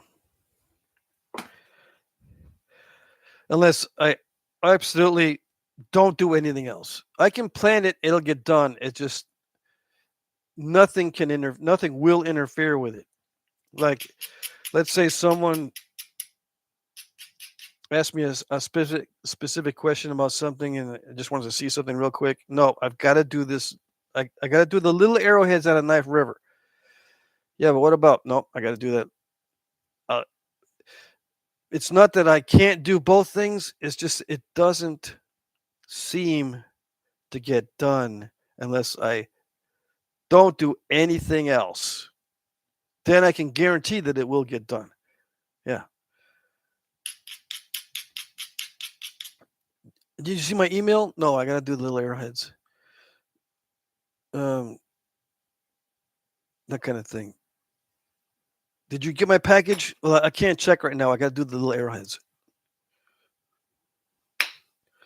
I get phone calls and stuff, and I can't answer that because I got to do little arrowheads. That's how bad it is. If I want to get something done for sure, it's not like other people that can just set a time. Okay, I'm going to do the little arrowheads at this time, and then go do it.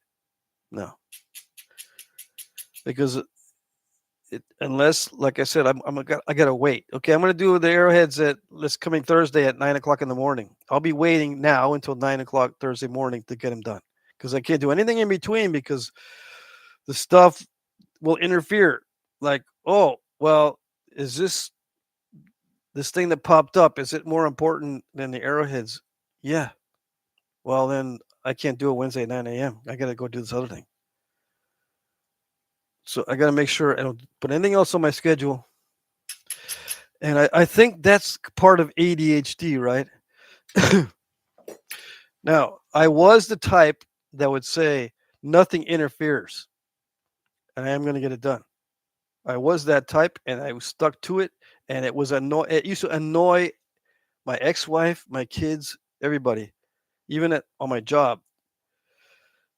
Yeah, I don't care what you got me to do. This priority is taken. This priority has to get done. I'm not going to do anything else, and I can ignore everything to get that done. Believe me, no matter how important it is. My wife just called and she's very sick and she needs to go to the hospital. I don't care. I got to get this done, and I'm going to get it done. That's how bad it was. And I think it's ADHD, but I don't know for sure. But I don't since I don't do it that way anymore. I just get it done when things get done. Yeah, but I will get the these little uh, things. I need to do more small arrowheads for sure of various materials. I've still got novaculites like that I need to be knapping, as well as the Knife River Flint small arrowheads, and I've got slabs to do from a friend of mine, little arrowheads out of slabs and that kind of thing. I still got to do a corner tang knife out of a slab of heat treated Georgetown. All that stuff, I'll get to it eventually. Tecovas Jasper is what I think is that one in the auction point is made of. No, it's not Tecovas. The one in the auction is just a normal Texas Jasper. I forget who gave it to me. I think it was Izzy, but I'm not positive. No, Tecovas Jasper doesn't come in that brownish color. Not that I know of. Alan Cole says, "How long does it take to make a Scottsbluff preform?" It takes me about an hour to make a preform for the Scottsbluff before the final flaking. It takes about an hour. Then the final flaking can take another hour or maybe half hour. So normally a Scottsbluff takes me an hour and a half to 2 hours. Let's see. Ed Gould says, "I feel the need to adjust the vertical hold." What does that mean? That Scottsbluff point looks like a Cody dart point. Yeah, it's actually an Eden. I call it an Eden when it's very narrow and long. Ken says ADD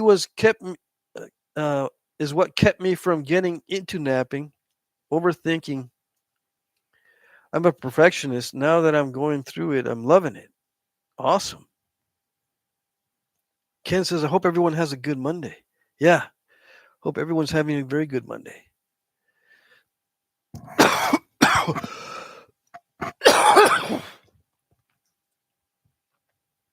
Excuse me. Hope I'm not puffing into the microphone. Let me see. For some reason, I can't take this thing off without messing with my glasses.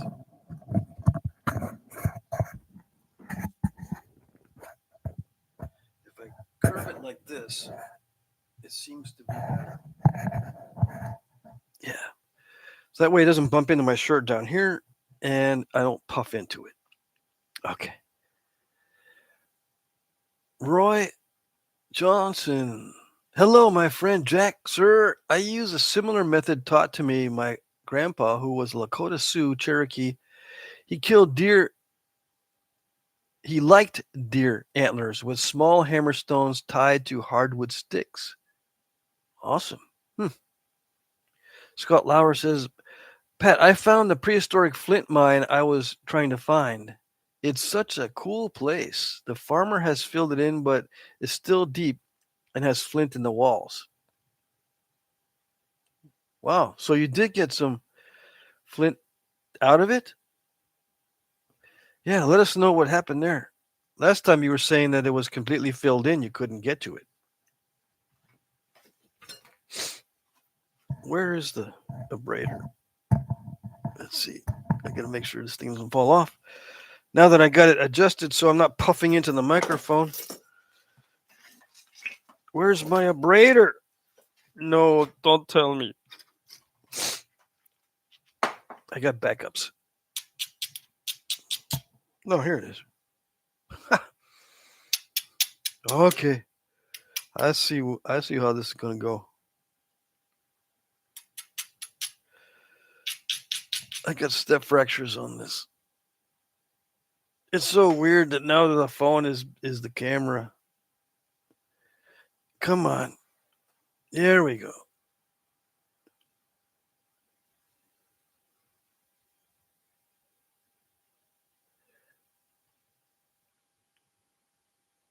Mm-hmm.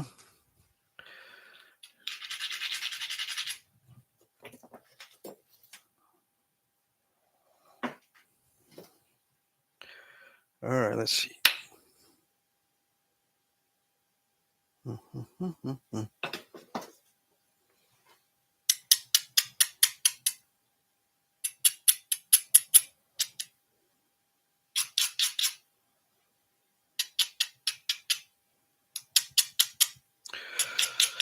All right, so let's see. I'm going to try my final thinning on this and then catch up with the chat. Yes. There's a step fracture I'm trying to get rid of in here. It's not working. Got a little island going. Okay, that took care of a little bit. Hold on.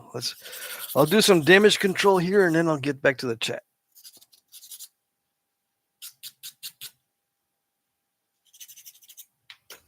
All right, ready? I think I hit the microphone. I still can't get that microphone in a position where I'm not messing with it.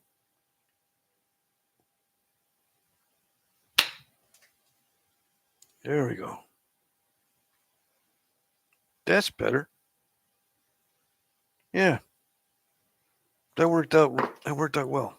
Of course you can't see.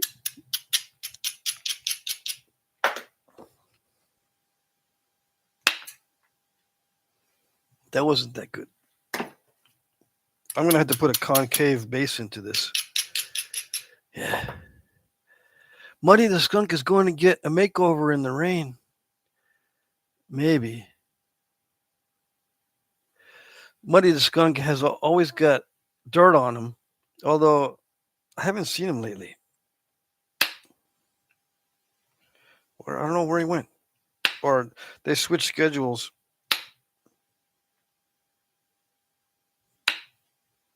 When they get into a fight, if it's bad enough, they'll switch schedules and they'll come at different times. They'll wander into the yard at different times. If the fight's pretty bad, I won't see a skunk for a day or two. And then he'll be back, but not at the same time as usual.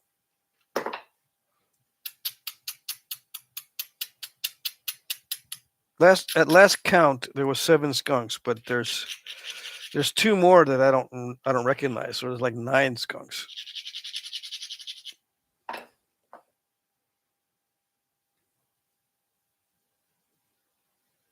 in this little area. That's a lot of skunks.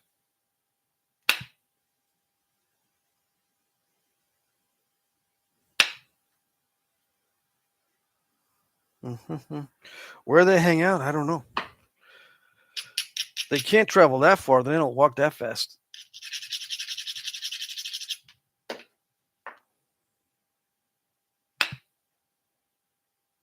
I'm gonna have to get rid of that step fracture some other way on the other side.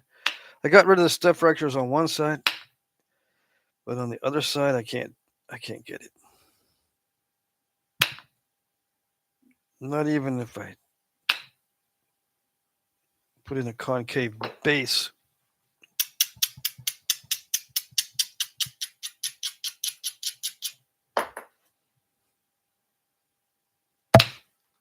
Did I just hit that again? Yeah, I did.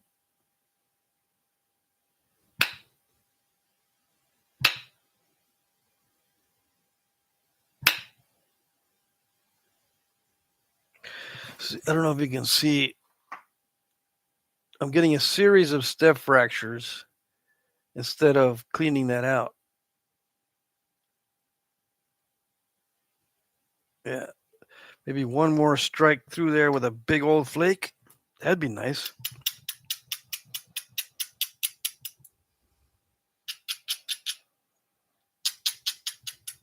Clear them all out at once instead of trying to pick at it. Yeah, that'd be nice.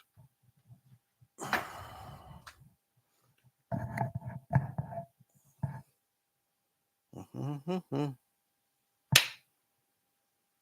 I think you might have done it. Yeah. Okay.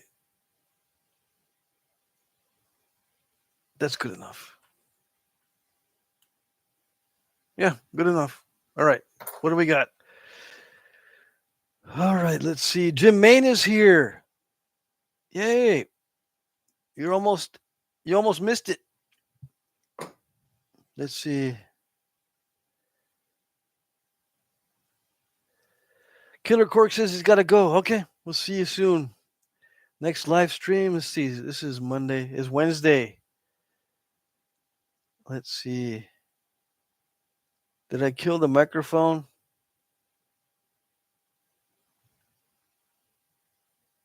Let's see. Let me just check the microphone real quick.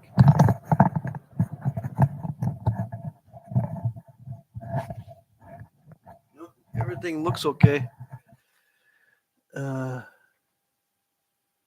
Killer Quirk says, I'll see you later. Peter Cohn is here. When I get steps at the back line, that I sometimes try to blast it from the side and then disguise the bite I took out as a part of the notch. There you go. Giving away your secrets. Something's okay. Some people are having trouble hearing, some people are not. Scott Lauer says it's got flint, really nice quality chalk flint, but it's where they mined the bullhead bed. I've got lots of small bullhead tabs from it. They definitely hadn't finished with it. Awesome. Talking about a mine, I guess, right? Roy says, worked out well with Chert. Do you think, Jack? Maybe. I'm not sure exactly what you're asking. Red-Eyed Patriot says, just wire wrap 10 arrowhead necklaces to give to a guy who's doing a fundraiser for a guy's wife with cancer in my over in my pocket knife community. Meeting tomorrow for lunch. Awesome. Yeah. It's good you got a chance to do that. Let's see. Ed says he smells a skunk again. No. They don't spray unless they're being attacked. And they do attack each other and they do spray each other. So. All righty. Mike says he figured it out. My phone connection is to a device I'm not using. All righty. So I'm going to end the live stream here in a couple minutes. I'm surprised I was able to go the whole time. Yeah, without any major hacking, coughing, or sneezing.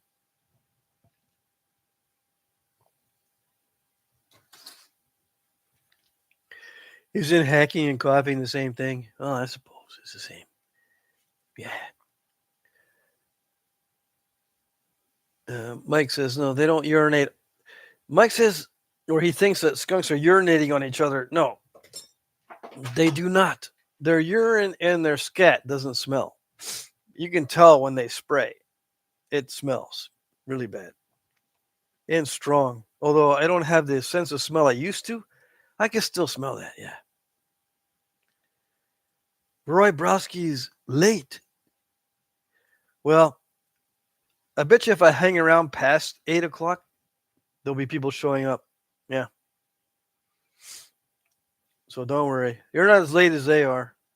But I'm not going to hang out past 8 o'clock. I'm going to end the live stream here in a minute. So if you have a question, please ask. If you're new, I have live streams 3 times a week if I'm not sick or if I don't have anything else uh, interrupting the schedule.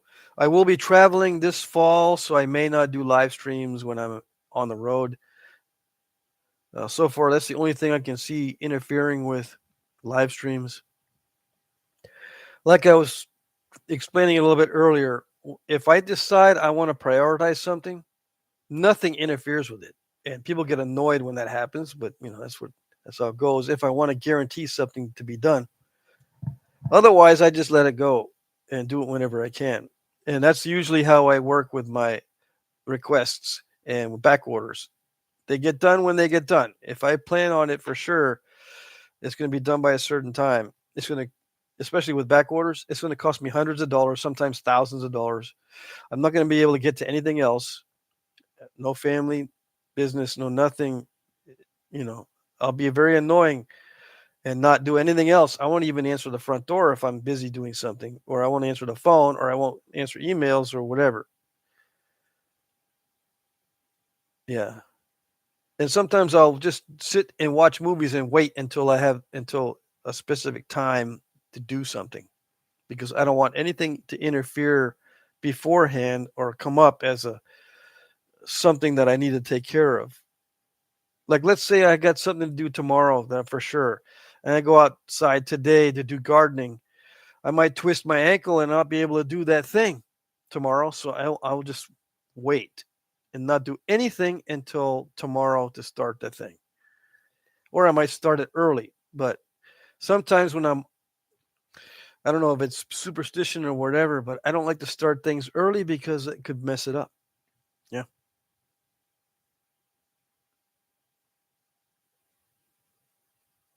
How does it mess it up to start early? Well, you think you have plenty of time, and then you're kind of careless, and then you mess it up. What's going on here? Something? Oh yes, could be weed. The skunks bring up.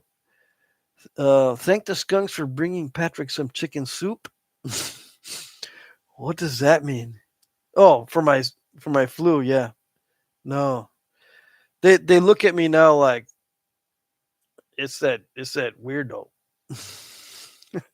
They know me already. Uh, let's see. Time zones. Yeah, Peter's the time zone. Yeah, it's already past 8 Eastern time, so I should end the live stream. Yep, yep, yep. I got some time for myself. Good night, everybody. Says Alan. Take care. Have a good one. Says Frodo Joe or Bushy. All right. Good to see everybody. I'm feeling better. I'll be doing everything as normal this week. Next live stream is Wednesday. I'll be napping every live stream from now on. I have live streams 3 times a week: Monday, Wednesday, Friday. The schedule is either down in the description or in the comments or both. And remember, I'm on Eastern time. So if I say like tonight 6 to 8 p.m. Eastern, it's going to be like 5 to 7 p.m. Central. Most people are on Central time. Okay? Yep. Good night. See you later, Jim. See you later, Alan, Ed, everybody. All right. Good to see you.